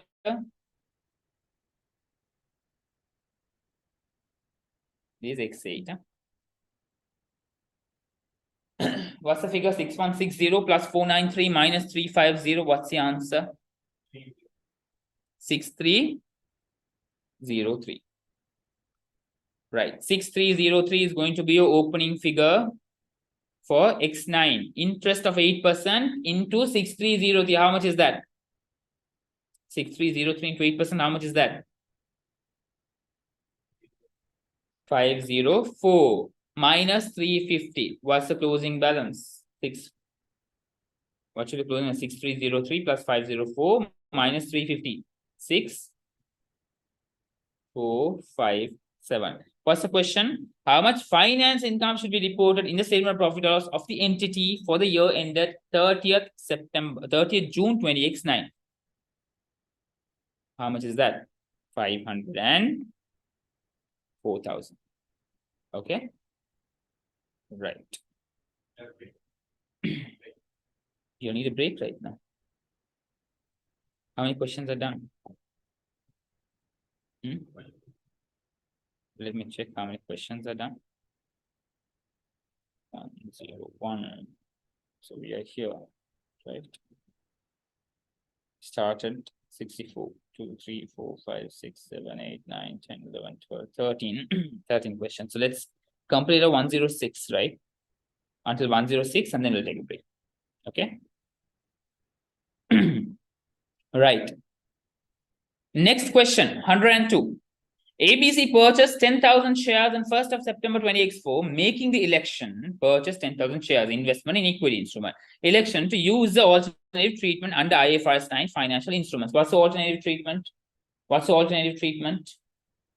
What's the default treatment? FVPL. Therefore, alternative treatment, FVOCA. There's no amortized cost there, right? Why? Because there's no interest factor. There's no contractual cash flow, right?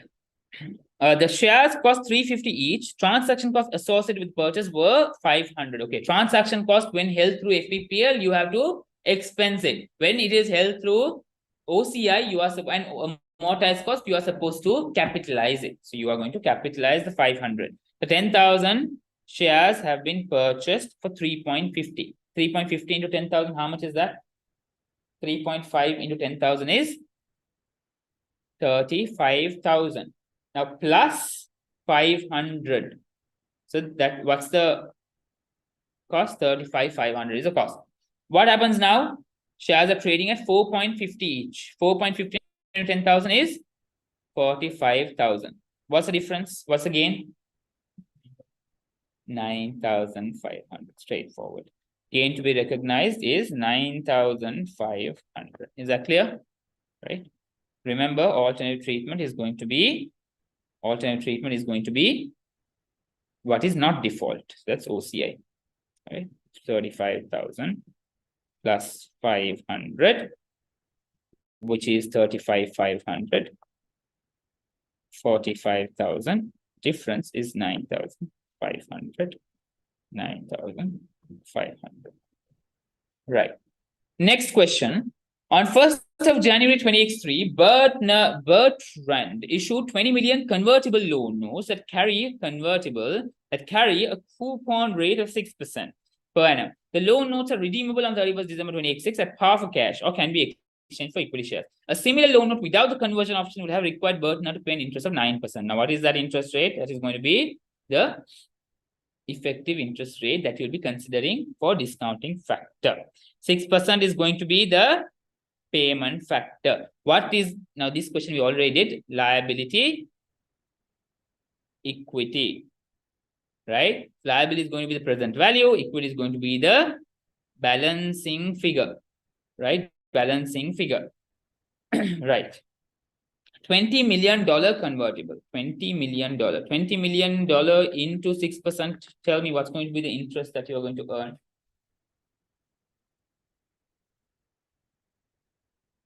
What's the cash flow? 20 million is 6%.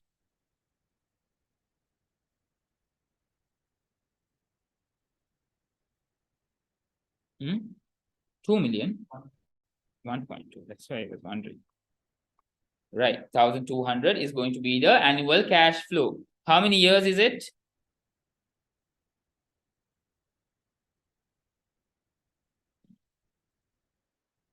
Redeem on 31st December 2026. So that's 3 years, right? So year 1, year 2, year 3. Year 1 is going to be 1,200. Year 2 is going to be 1,200. Year 3 is going to be 1,200 plus the 20,000, right? So that's going to be 21,200. What's the discounting factor you're using? 9%. This into 0.92 into 0.84 into 0.77. What's the figure? 1104. 1104, 1008, and then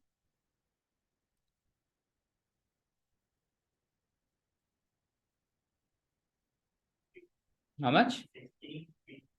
324. What's the total? 16,324. What's total? 16,324 plus 1008 plus 1104. 18,436. Right. So what is the balance? 20 minus 18,436. Now this is liability. Equity is going to be 1,564. That would give you 20 million. What are they asking? How much would be required in equity? 1,564. Is that difficult, guys? No, right? Pretty straightforward, yeah. Right. Wonder issued 20 million 5% loan notes on 1st of January 20x9, incurring issue costs of 600,000. The loan notes are redeemable at a premium, giving them an effective interest rate of 7%. What expense should we record in relation to the loan notes for the year ended 31st December? What are the expenses you'll be considering here? Issue cost of 600,000. So what do? Capitalize it, right? So in terms of liability, what's how the capitalization works? You add or deduct. Add or deduct. For asset you add, for liabilities you deduct, right? So 20 million minus 600,000. How much is that? 19.4. That's the opening liability value, right? Now 19.4 into what's the interest rate? 7%. That's what you need to consider. How much is that? 19.4 into 7%.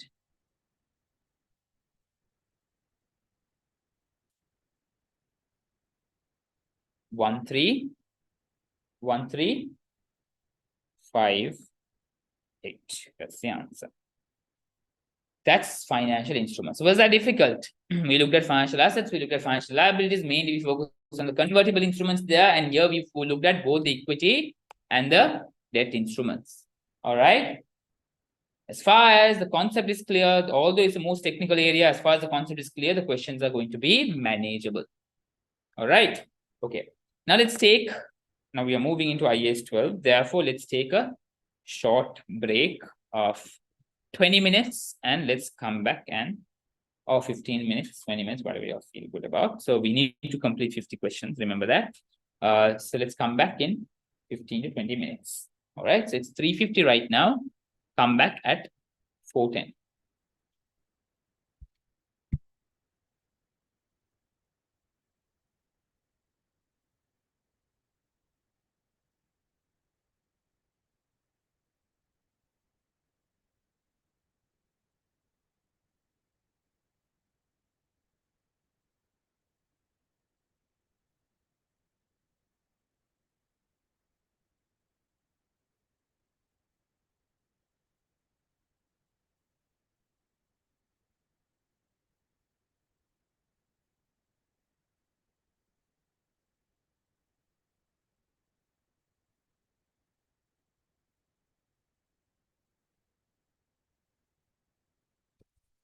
All right, guys, shall we proceed?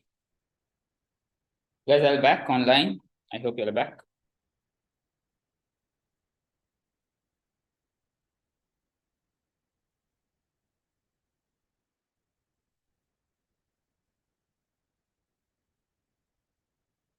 Guys online, please confirm I'll back. Just a quick confirmation.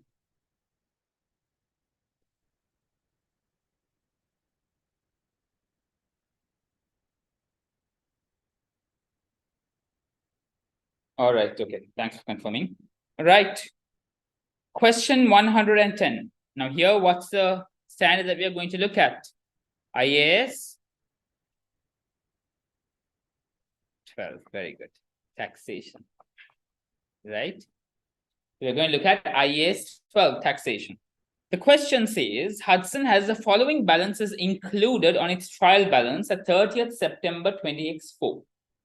Taxation, 4,000 credit. Deferred taxation, 12,000 credit, right?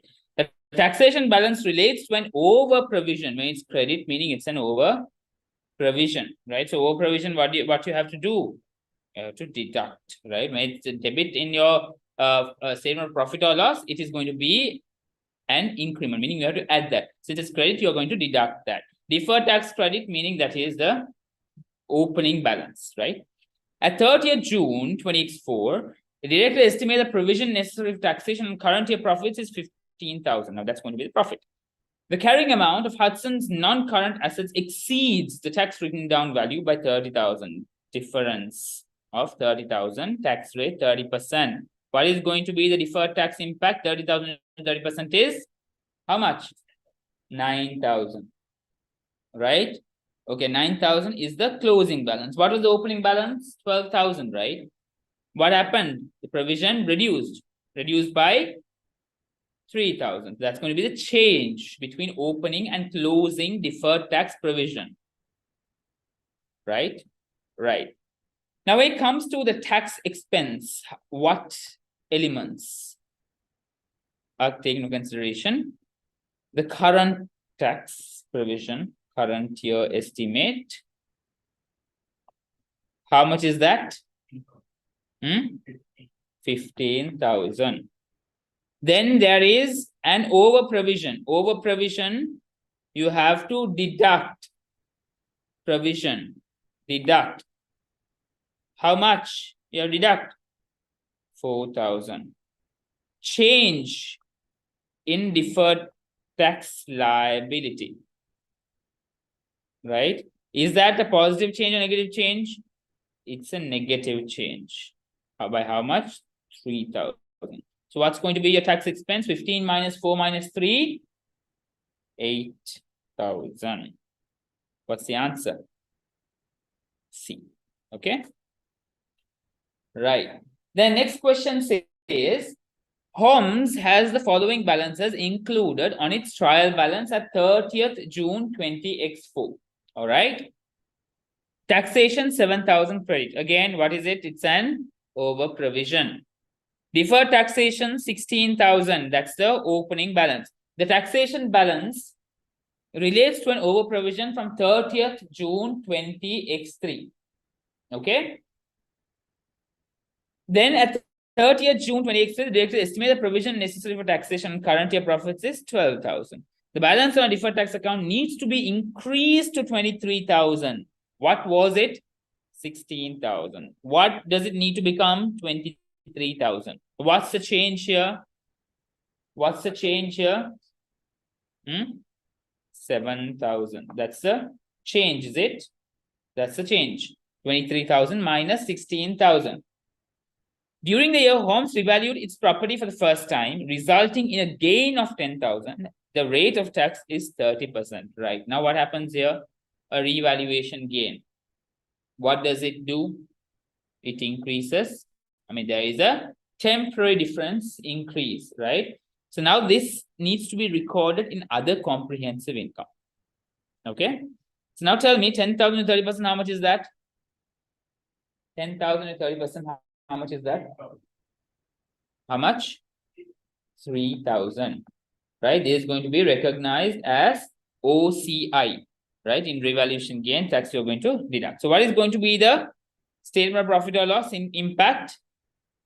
The current year estimate. How much is that? 12,000. Over provision.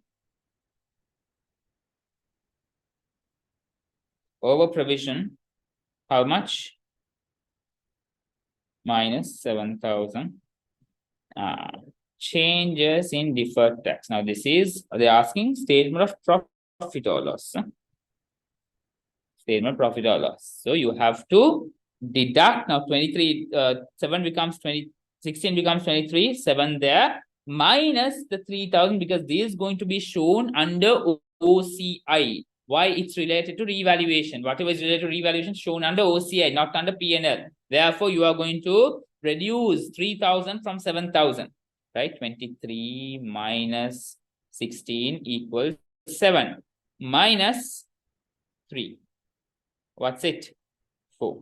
Right? So deferred tax, what's the difference? Is it addition or deduction? It increases by 4,000. How much is that? 12, 16 minus 7 is 9,000. Do we have an option? Option. Is that clear, guys? Is that clear? That's IAS 12. Very few. But in section C, yes.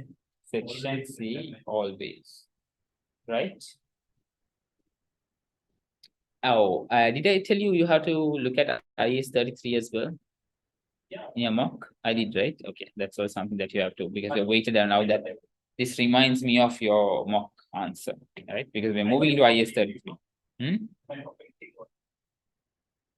Some figure was wrong, which is why, no, even your weighted average number of shares also was wrong. Okay, if you want, we can just review your mock. No, but there was some issue that required table to be done, right?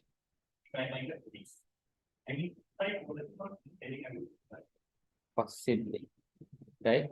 All right, guys, is that clear? Quickly show me a thumbs up. Abdullah, Aman, Yamin. Is it clear?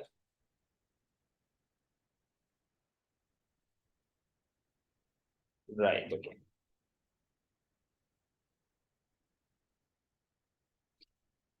Now we are moving into IAS 33.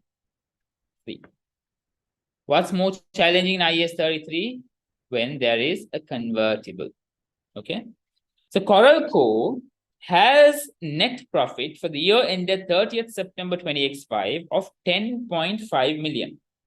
Coral has had 6 million shares in issue, right? 10.5 profit, 6 million issues for many years. On 1st of October 20x4, Coral issued a convertible bond. Okay, now comes the dilution. It had an initial liability element of 2.5, and the market interest rate for non-convertible instruments is 8%. The bond is convertible in 5 years with 50 shares issued for every 100 nominal of convertible bond held. Coral Co pays tax at a rate of 28%. So when you convert this, what happens? Right now you are paying interest, right? When you convert, you are going to avoid that interest, right? That's a benefit you receive. But when you avoid that interest, that increases your income. When that increases the income, that is going to impact your taxation. So you have to deduct the tax value. That's when you will, that's how you'll be able to adjust the earnings based on the diluted earnings per share. Okay. So how are you going to adjust the earnings? What was the actual earnings? 10.5 million. Right? Now you have to assume that this is converted. When you convert, what happens? You are going to save on the interest. What's the interest? 2.5 into 8%. How much will be the interest saved?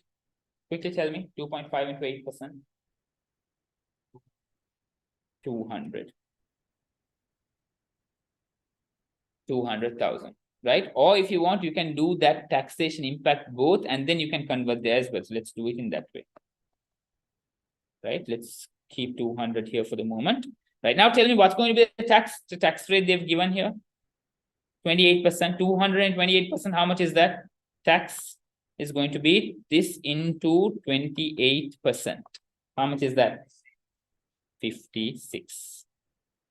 Right? So this is what you're moving here. 200 minus 56 is going to be 144. Right? 144,000. That's going to be the addition. And that would give you your diluted earnings as 10,644,000. Okay? When it's diluted earning, first you have to think as if the conversion has already happened. Right? So when the conversion happens, you definitely are going to save on the liability. You're going to save the interest. So you have to deduct that interest, but you have to add that, you have to take net impact. When the interest goes down, the tax also has to increase. Why? When the profit increases, tax increases as well. Therefore, you take the net impact and you add that to your earnings, and that will give you your diluted earnings. Now, that is what you are going to divide by diluted number of shares. Now, diluted number of shares, how the conversion happens? 2.5 million. 100 nominal value, 50 shares. So 2,500 divided by 100 into 50. Tell me. 1 to 50. That's the number of shares that's going to be added. So currently, what's the share? 6 million. 6 million is the existing. You add 1,250. That gives you 7,250,000. So now the earnings per share is going to be earnings over share. So how much is that? 10,600, or let's not just put that since we have that. Let's just divide this. 10,644,000 divided by 7,250,000. How much is that? How much is that?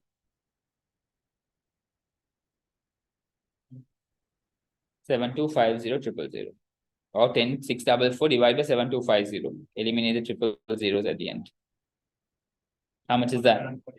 146 point always 8. Do we have that option here? My answer. There was a convertible. Why did you do that? You didn't consider. Very good. Very good. And that's a problem. You can't ignore anything in your extra level.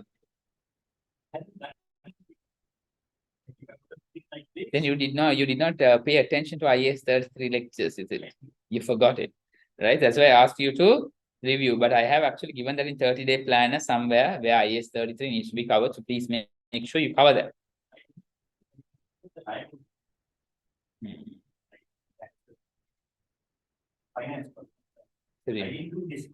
See, dilution is important. When they ask you earnings per share, there is dilution as well. Yeah. Now you don't know how to do that. So now just keep that in mind. And whatever areas I've given you, just go and review the theories again. Okay. Right. Is that clear, guys? Diluted earnings per share, always give it as decimal, Yamin. So it needs to be in cents. Decimals need to be there. 147 is when you round it off. So 146.8 when you take it in decimals, right? The cents. All right. Okay. Then comes another diluted earnings per share. Now here, what's the case? ISCO's financial statements show a profit for the year to 31st December 2025 of 2 million. On 1st January 2025, ISCO had 4 million shares in issue and made no further issues of shares during the year. At 31st December 2025, there were 1 million outstanding options to buy shares at $3 each for the year to 31st December 2025. The average market value of ISCO's shares was $5. Now, what is this? This diluted earnings per share is going to consider the share option that is going to be convertible. Now here there is going to be a free share component. Remember, right? Free share component. So what are they saying? 1 million outstanding options to buy share at $3 each. So what's going to be the extra amount that you're going to receive? 3 million, right? 3 into 1 million? 3 million, right? Right? But at the what's the market value? What's the market value here? 5 is the market value. At market value, how much will you be able to purchase at 3 million? Tell me.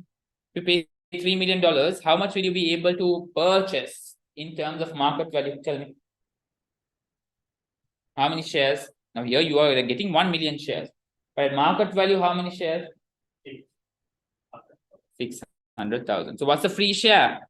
600 you can buy, but you're receiving 1 million. So how much free share component do you have there? 400,000. So first you have to figure what the free share component is, and then you are going to take the earnings of 2 million.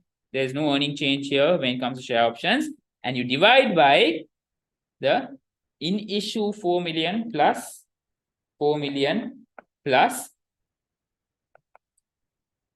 400,000. Right? So how much is that? 2 million divided by 4.4 million. Tell me, what's the earnings per share? What's the earnings per share? 45.5.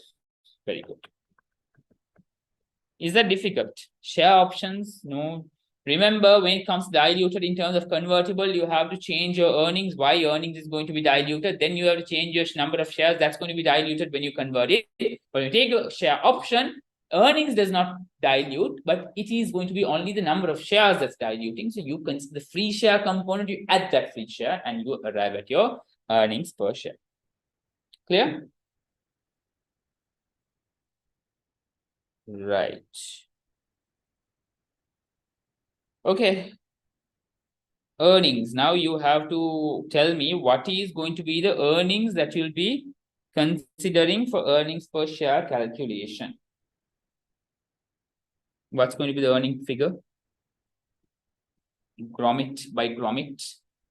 Will you be considering the entire 2.8 million? Or not? That is in terms of group. Huh? We have not done that question in the past. Not looked at situation as such in the past, which is why I brought it here.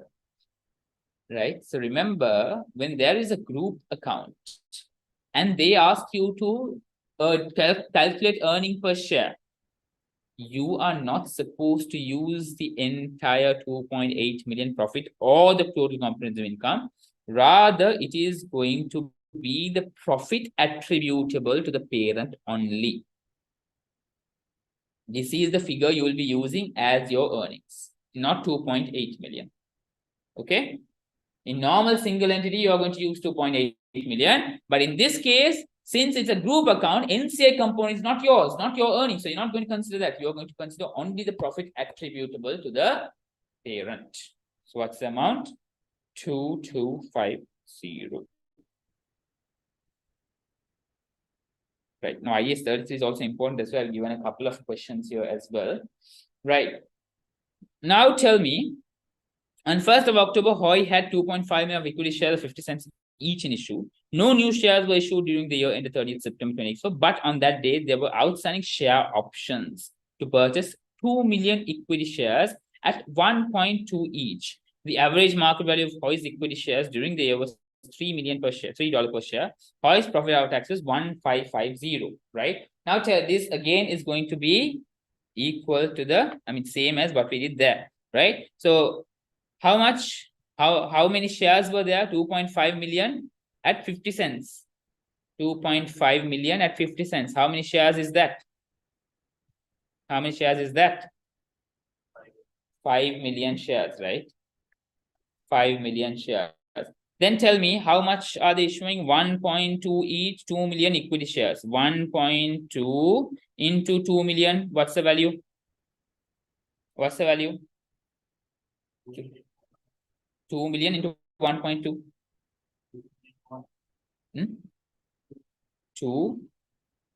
400,000. Yeah.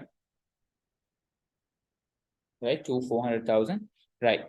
Now tell me, how much will you be able to purchase at the market price? What's the market price here? 3. How many shares? How many shares? 2.4 divided by 3. 800,000, right? 8, 16, 24. 800,000 shares. How many free shares are you getting in that case? How many free shares? 2 million. 800,000 is what you would have received. So 1.2 million, right? So how are you going to check your earnings per share here? Your earnings of, what's the earnings given here? 1550 divided by, here they are saying the 5 million plus the 1.2. How much is that? 5 million plus 1.2 is going to be 6.2. Tell me, what's the earnings per share?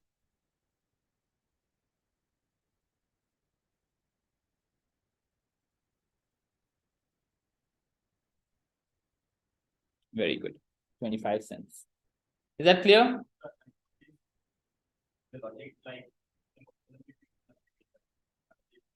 Yeah, same logic, right? Extra number of shares coming in. Is that clear, guys? Are we clear? How many questions done?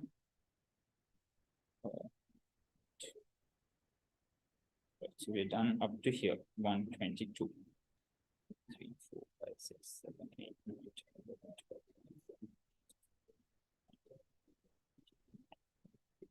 23 questions done so far. So total 33 questions done. Today 23 questions, last week 10 questions, 33 questions done. How many questions to go? 23.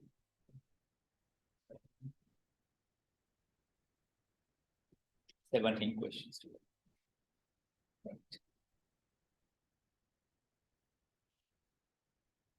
Right. The next question. Target is preparing. Now we are moving into IAS 37. Target is preparing its financial statements for the year ended 30th September 2027. Target is facing a number of legal claims from its customers with regards to a faulty product sold, right? The total amount being claimed is $3.5 million. Target's lawyers say that the customers have an 80% chance of being successful. According to IAS 37, what amount, if any, should be recognized in respect of the above in Target's statement of financial position? Do you recall it or not? 80% chance that customers are going to be successful.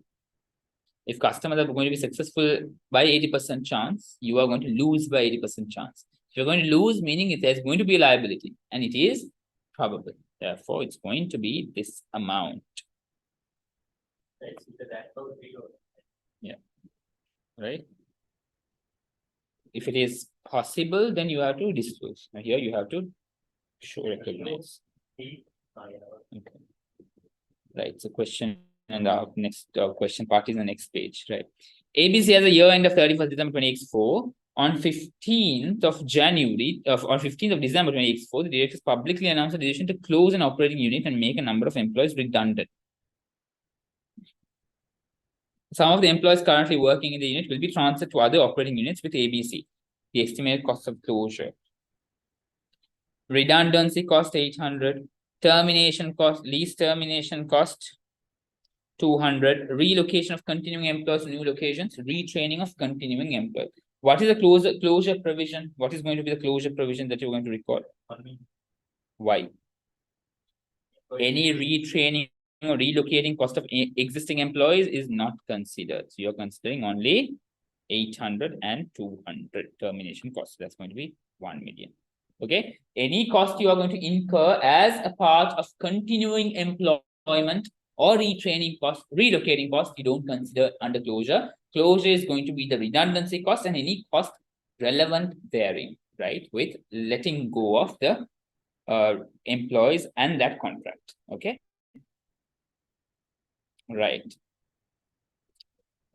Now, this question says, on 1st of October, still by IS 37, on 1st of October 2023, Explorer commenced drilling for oil in an undersea oil field. The extraction of oil causes damage to the seabed, which has a restorative cost. Ignore discounting. They're saying ignore discounting, so you don't need to consider discounting. Of 10,000 per million barrels of oil extracted. Explorer extracted 250 million barrels of oil in the year ended 30th September 2024. Explorer is also required to dismantle the drilling equipment at the end of its 5-year license. This has an estimated cost of 30 million on 30th September 2028.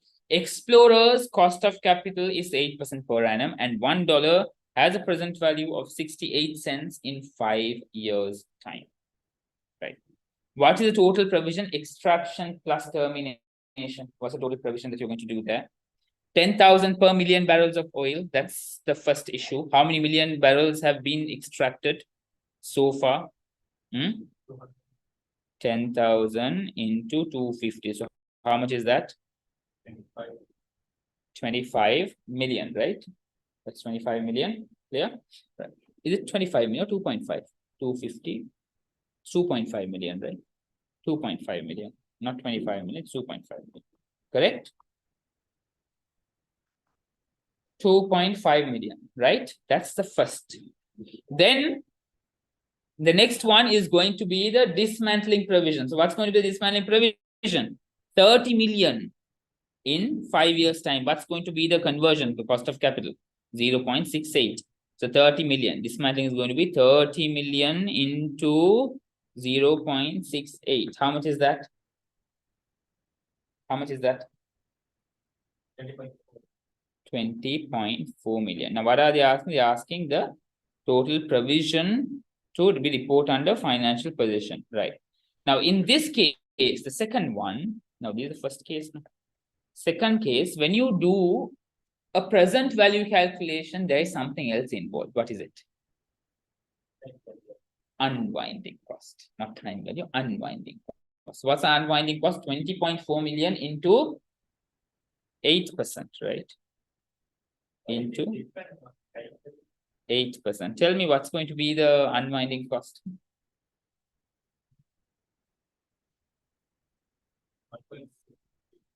1.63, right? 1.6 million, right? That's the unwinding cost. So what's going to be the total cost? 20.4 plus 1.6 is 22 million, right? 22 million, right? There'll be decimals there. Plus 2.5. How much is that? 24.5. Do we have? Yeah. Option B. Is that clear? What areas did we cover? Now, when you take the IAS 16, what value is going to impact IAS 16 cost calculation? Tell me. What's going to impact IAS 16 cost calculation? In this question, yeah.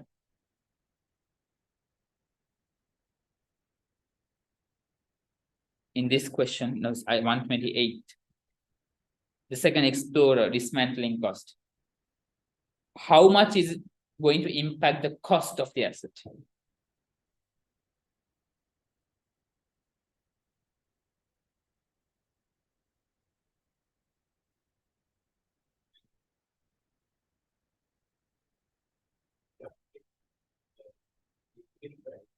IAS 16, what is the cost formula? Purchase price plus directly attributable cost and any initial estimated dismantling cost. Remember, you're going to add how much? Which value are going to add? 30.4 million or 30 million, or are you going to add 20.4 million?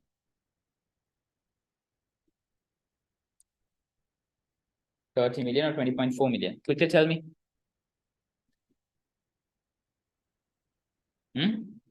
Quick.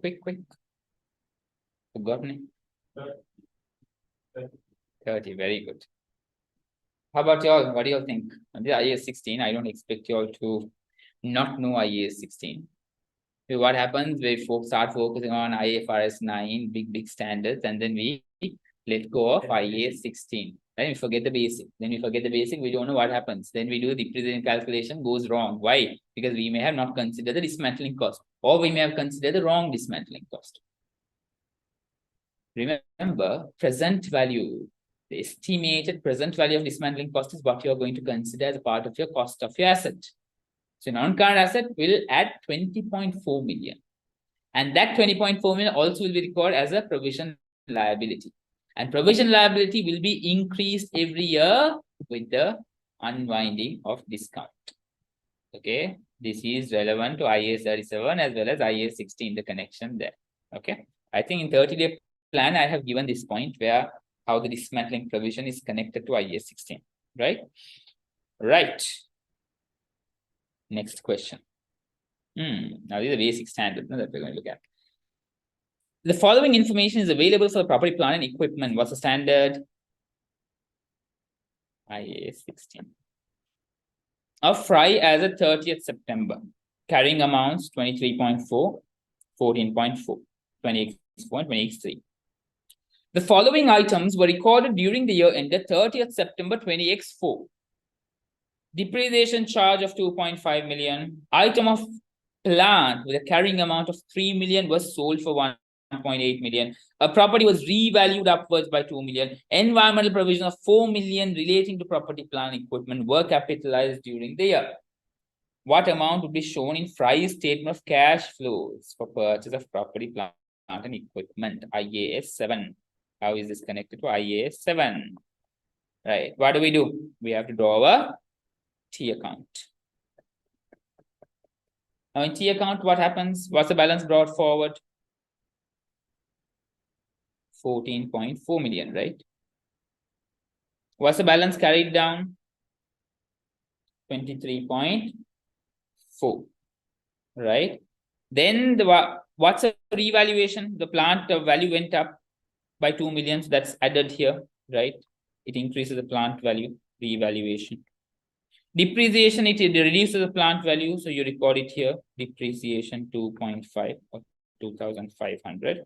Then item with a carrying amount of 3 million sold for 1.8 million. So what happens? The cost, the carrying amount of the plant goes down. The cost of the plant goes down, right?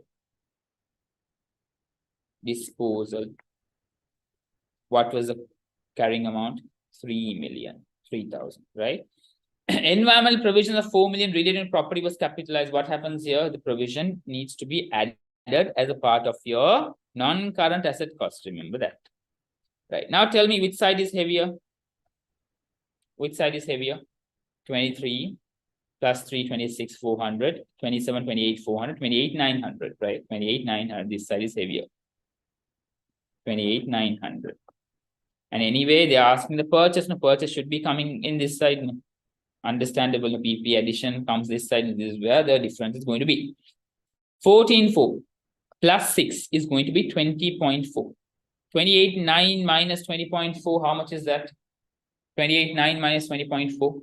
28.9 minus 0.4 is 28.5 minus 20. 8.5, right? 8,000. Yeah.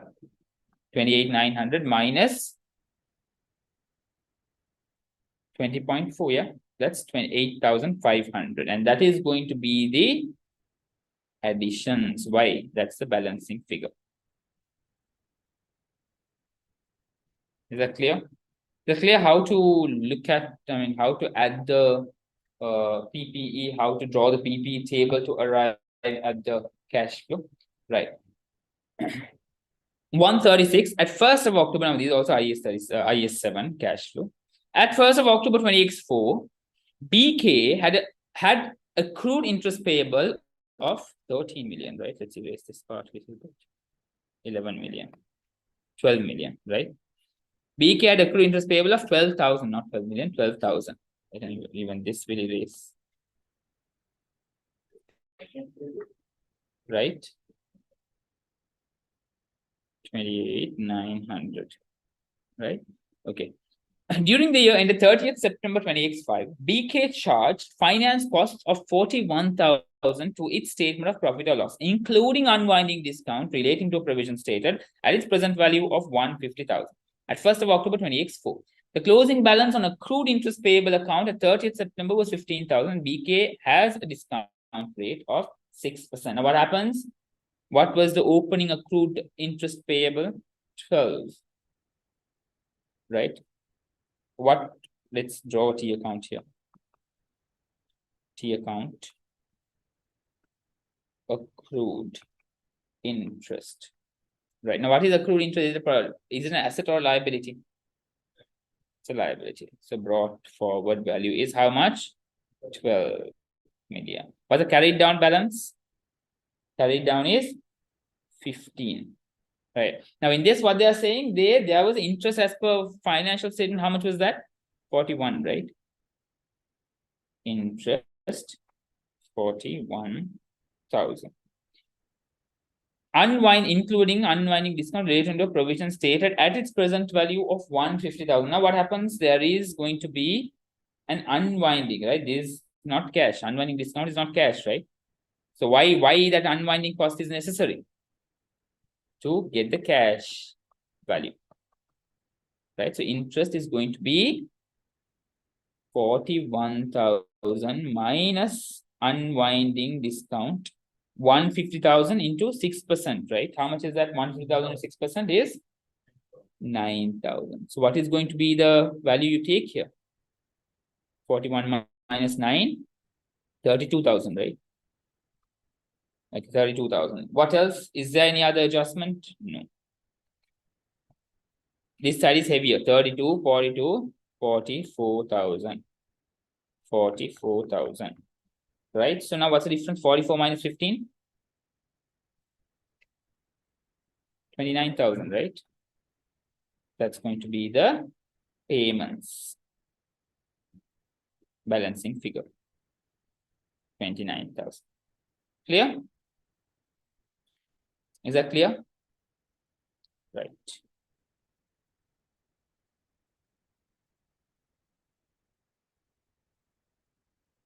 We have a couple of more questions. 1, 2, 3, 4, 5, 6, 7, 8, 9, 10, 12, 13, 14. Right. Almost there.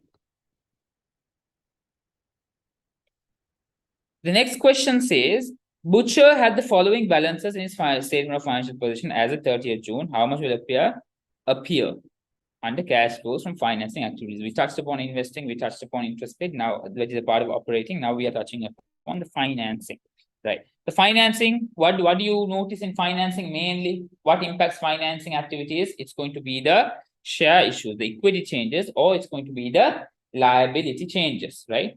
Okay. Share capital 150 becomes 170. What's the change? 20,000. Share premium 95 becomes 105. How much is that? 10,000. 10% debentures 190 becomes 170, right? So that reduces by 20, right? 30 minus 20. How much? 10. Clear? Clear? Why? Because share capital increased by 20,000, share premium increased by 10,000. That is the share issue. Cash received from issuing shares was 30,000. But we paid back the debentures. Why? Because 190 becomes 170. So debentures go down by 20. Long-term liability goes down by 20. 30 minus 20, 10. 10 is the cash flows from financing activities, the whole number. But to show it in a detailed response manner, you have to show receipts. So cash received from issue of shares of 30,000 and cash paid to repay the debentures of 10% is 20,000. So cash flow from financing activities receives an inflow of 30, outflow of 20, makes it 10,000. Clear? Right. The next one, at first of now, this is cash flow from investing activities. At 1st of January 2080, KC had property, plant, and equipment with a carrying amount of 180,000, right? In the year ended 31st December 2080, KC disposed of assets with a carrying amount of 60,000 for 50,000. KC revalued a building from 75,000 to 100,000 and charged depreciation for the year of 20,000. Okay, we need to do a T account, TPE. What's the opening balance? Carrying amount of 180,000. 180,000 is the opening amount. What's the closing amount? The carrying amount of the year end was 250,000. Okay, now tell me, out of this, what is added? Disposed an asset with a carrying amount of 60,000. Disposal. 60,000. Then KC revalued a building from 75 to 100. By how much the value increases? 75 becomes 100. So value increases by 25,000. Why are we not considering the profit separately? It's because that's a non-cash item. Okay, right. And then depreciation 20,000. Depreciation reduces the value, right? 20,000. Okay, now tell me which side is heavier. It is heavier. 250 plus 80. How much is that? 250 plus 80 is 330. 330. 180 plus 25 is 205. 330 minus 205. How much is that? 330 minus 205 is going to be 125,000 additions, right? So for additions, what do? You are going to pay, right? So it's going to be an outflow of 125,000. Okay. Outflow of 125,000. Right. But there's a catch. What's the catch? What's the catch here? Will you take it as a whole, or there is something else that will be? Okay, outflow is 125. Outflow is the purchases, right? Addition is 125. But does it make it the cash flow from investing activities? It needs to be outflow plus inflow. No? What is the inflow here? Disposal. There's a disposal. No? They would have received cash. No? In dispose. So though the value went down by 60, but cash received was 50,000. So there is an outflow of 125, inflow of 50,000. So what is going to be net impact? 75,000. Okay. 75,000. Outflow is going to be the net impact. Is that clear? So always remember, consider the net. See, 125 is also there, right, as an option. 50 is also there as an option. Right? Had we just considered 125, we think we are right. But are we actually right? No. Okay. That's why MCQs see, all the answers of MCQs seem to be correct. We need to remember to do it, be very particular and pay very careful attention to each of the items.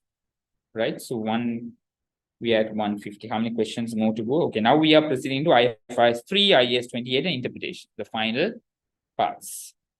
Right? These are questions remaining. 12 questions remaining. Okay. Do you all want to wrap up at 5 sharp, or you would like to wrap up at 5 sharp? Okay. Shall we do 2 more questions? So that would make it 40 questions. So 10 questions. I leave it up to you all to do it at home. But whatever doubts you all have, you all can get to me. So I'll change the power 50 to power 40.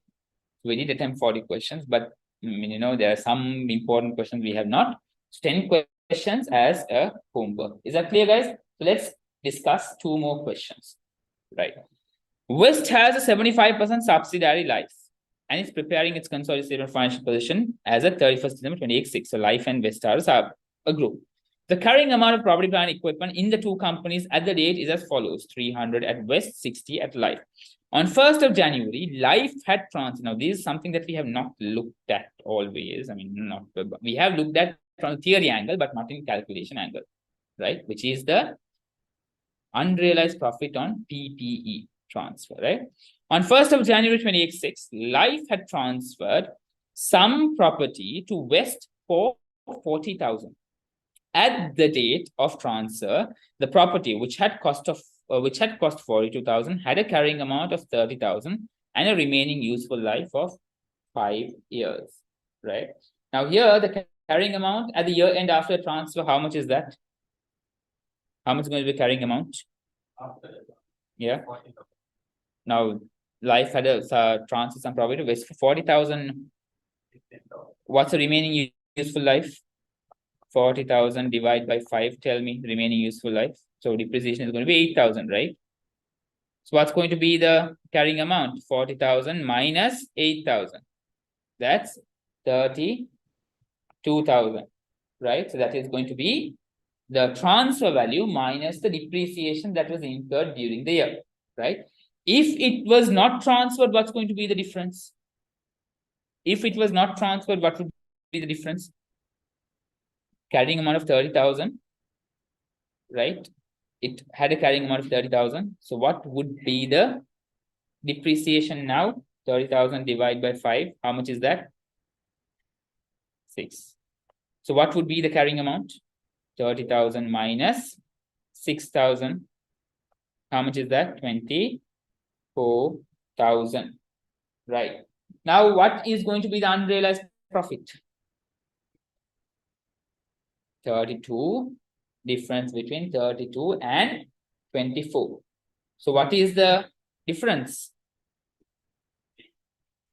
8,000. Now what happens? What's going to be the consolidated figure? 300 plus 60 minus the unrealized profit, right, of 80, right? 80. So what's the answer? 360 minus 80 is, yeah, sorry, 8.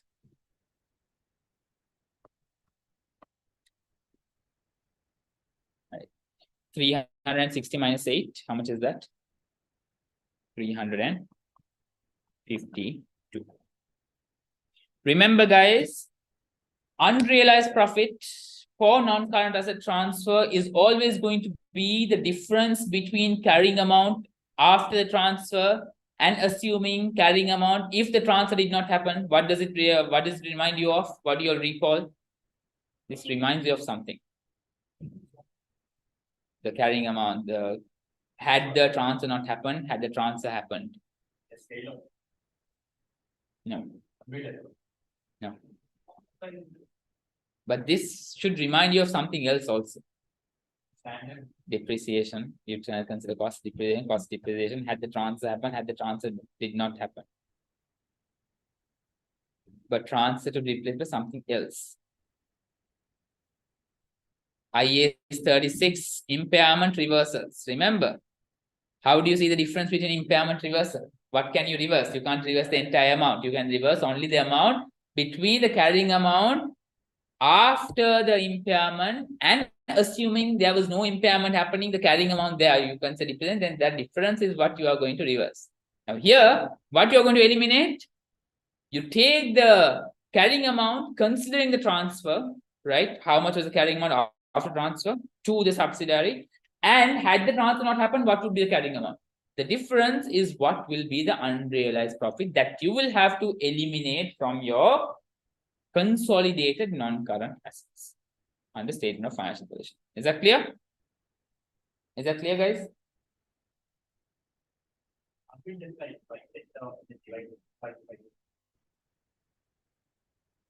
10,000.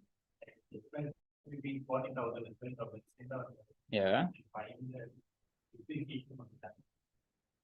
You can do that also. 10,000 divided by 10,000 divided by 5 is going to give you anyway. It's going to give you 2,000. So 8 is going to be the outstanding. 10 minus 2. It would work. But this is a long, always I would prefer all using longer route rather than a shortcut. Yes, if you all have become experts in longer route, then you all can consider shortcuts there. But test on the longer route. If what you're doing as shortcut is going to help get the answer that you get through longer route or not. If you get the answer in multiple places, then after multiple questions, you can decide, okay, I can use that shortcut in the exam. Okay. But practice with longer route. That's what my ideas, but shortcut, you all can have it prepared for the exams. But always an exam is better. So just test with a longer route if it is right or not. Okay. Right. The final question for the day. Harry acquired an 80% holding in Style on 1st of April 2026. When's the year end? 31st December, a mid-year acquisition. From 1st of April 2026 to 31st December 2026, Style sold goods to Harry for 4.3 million at a markup of 10%. Harry's inventory at 31st December 2026 included $2.2 million of such inventory. 2.2 million remains. The statement of profit or loss for each entity for the year to 31st December showed the following in respect of cost of sales. What is the cost of sales figure to be shown in the consolidated statement of profit or loss? So what do? You take H cost of sales plus S cost of sales into how many months? April, May, June, July, August, September, October, November, December. Into 9 divided by 12 minus the transaction that took place, intra-group sale plus the PUP. Okay, that's what you're going to do. So what is H? 14.7 plus what is going to be the S? 11.6 into 9 divided by 12. How much is that? Quickly tell me.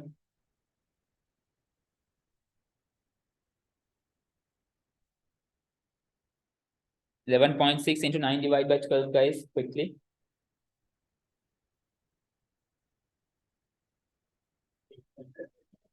8.7. What's the intra-group sales? 4.3. What's the PUP, unrealized profit? How do you look at that? 4.3, right? Out of which, wait, 4.3 was the sale, right? Harry for 4.3 at a markup of 10%, right? So what would have been? Now 4.3 is your sales, right? Revenue. 4.3. GP, how much? Markup of 10%. How much is the GP going to be? 4.3 into, when you are considering the markup, the cost is considered as 100. So revenue becomes 110, right? So to arrive at GP, you're going to get 10 over 110. Okay, so how much is that?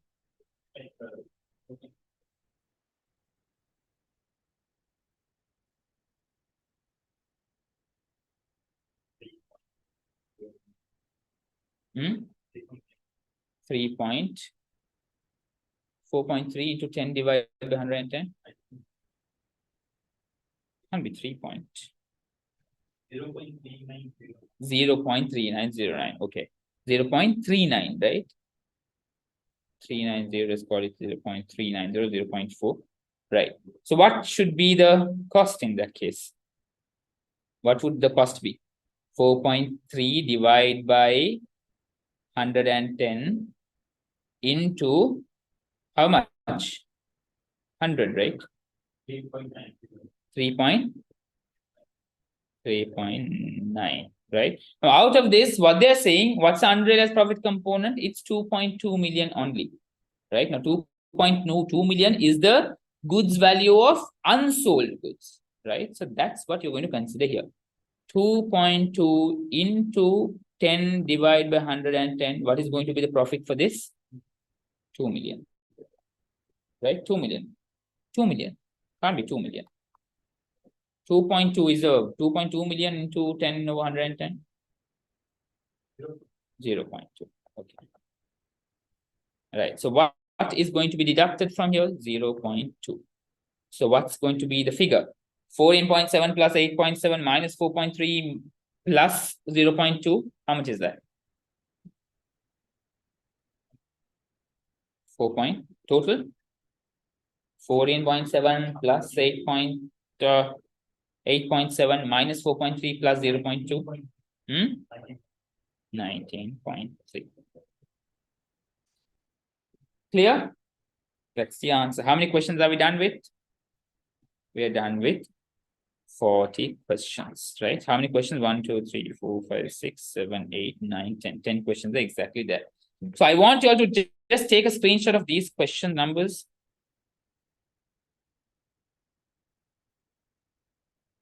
This is the questions in Kaplan revision kit 24-25, the latest one, right? So these questions are going to be your homework, and you will have to attempt these questions at home.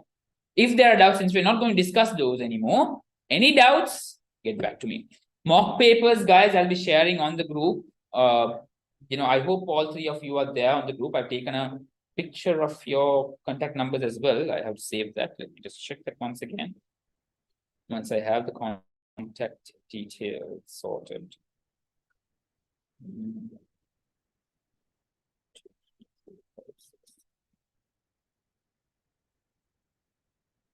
Right, okay. All right, I have all three contact numbers. I'll check if y'all are there on the group, and I'll share the mock on the group. Please make sure y'all attempt the mock. Very important. If y'all share your mocks with me, I can get back to y'all with a tailored feedback as to what are the areas y'all need to focus on. If I get that to y'all, y'all will have enough time to focus on that a little more than what y'all will be focusing on other areas. So 30-day planner, please follow that as it is. 7 days go on for 30-day planner. I'm assuming, now let's just quickly have a look at day 8. So when you take the 30-day planner, today you should be covering IFRS 16, right? Financial instruments should have been covered by now. IFRS 16 is what you're covering today. IAS 12 tomorrow. So please make sure y'all stick to the 30-day plan I've shared with y'all. Once y'all stick to it, definitely y'all are in a position to earn more than 70 marks. That I can assure if y'all follow that. Share the mock. I'll share the mock with you all, answer that and share it to me as soon as possible. I'll get back to you all with tailored feedback. What are the areas you all need to focus on? Focus on that, and I'm sure you all will be able to get through with great marks. All right. So next week, I will be starting the past papers, and we are intending to cover pre-mock as well discussion. So again, past paper will be discussing more than doing the paper in the class. It's a discussion that's going to happen. So please make sure whatever past papers you all can attempt. December pre-mock. You all will be doing. That's why I'm discussing that on. First, I've given the date that I'll be discussing the pre-mock. 1st of December is when I'll be discussing that. So by that time, I'm expecting you all to have completed that. When have I given you all the pre-mock attempting in your 30-day planner? 30-day planner, you all are going to attempt the pre-mock on 24th day.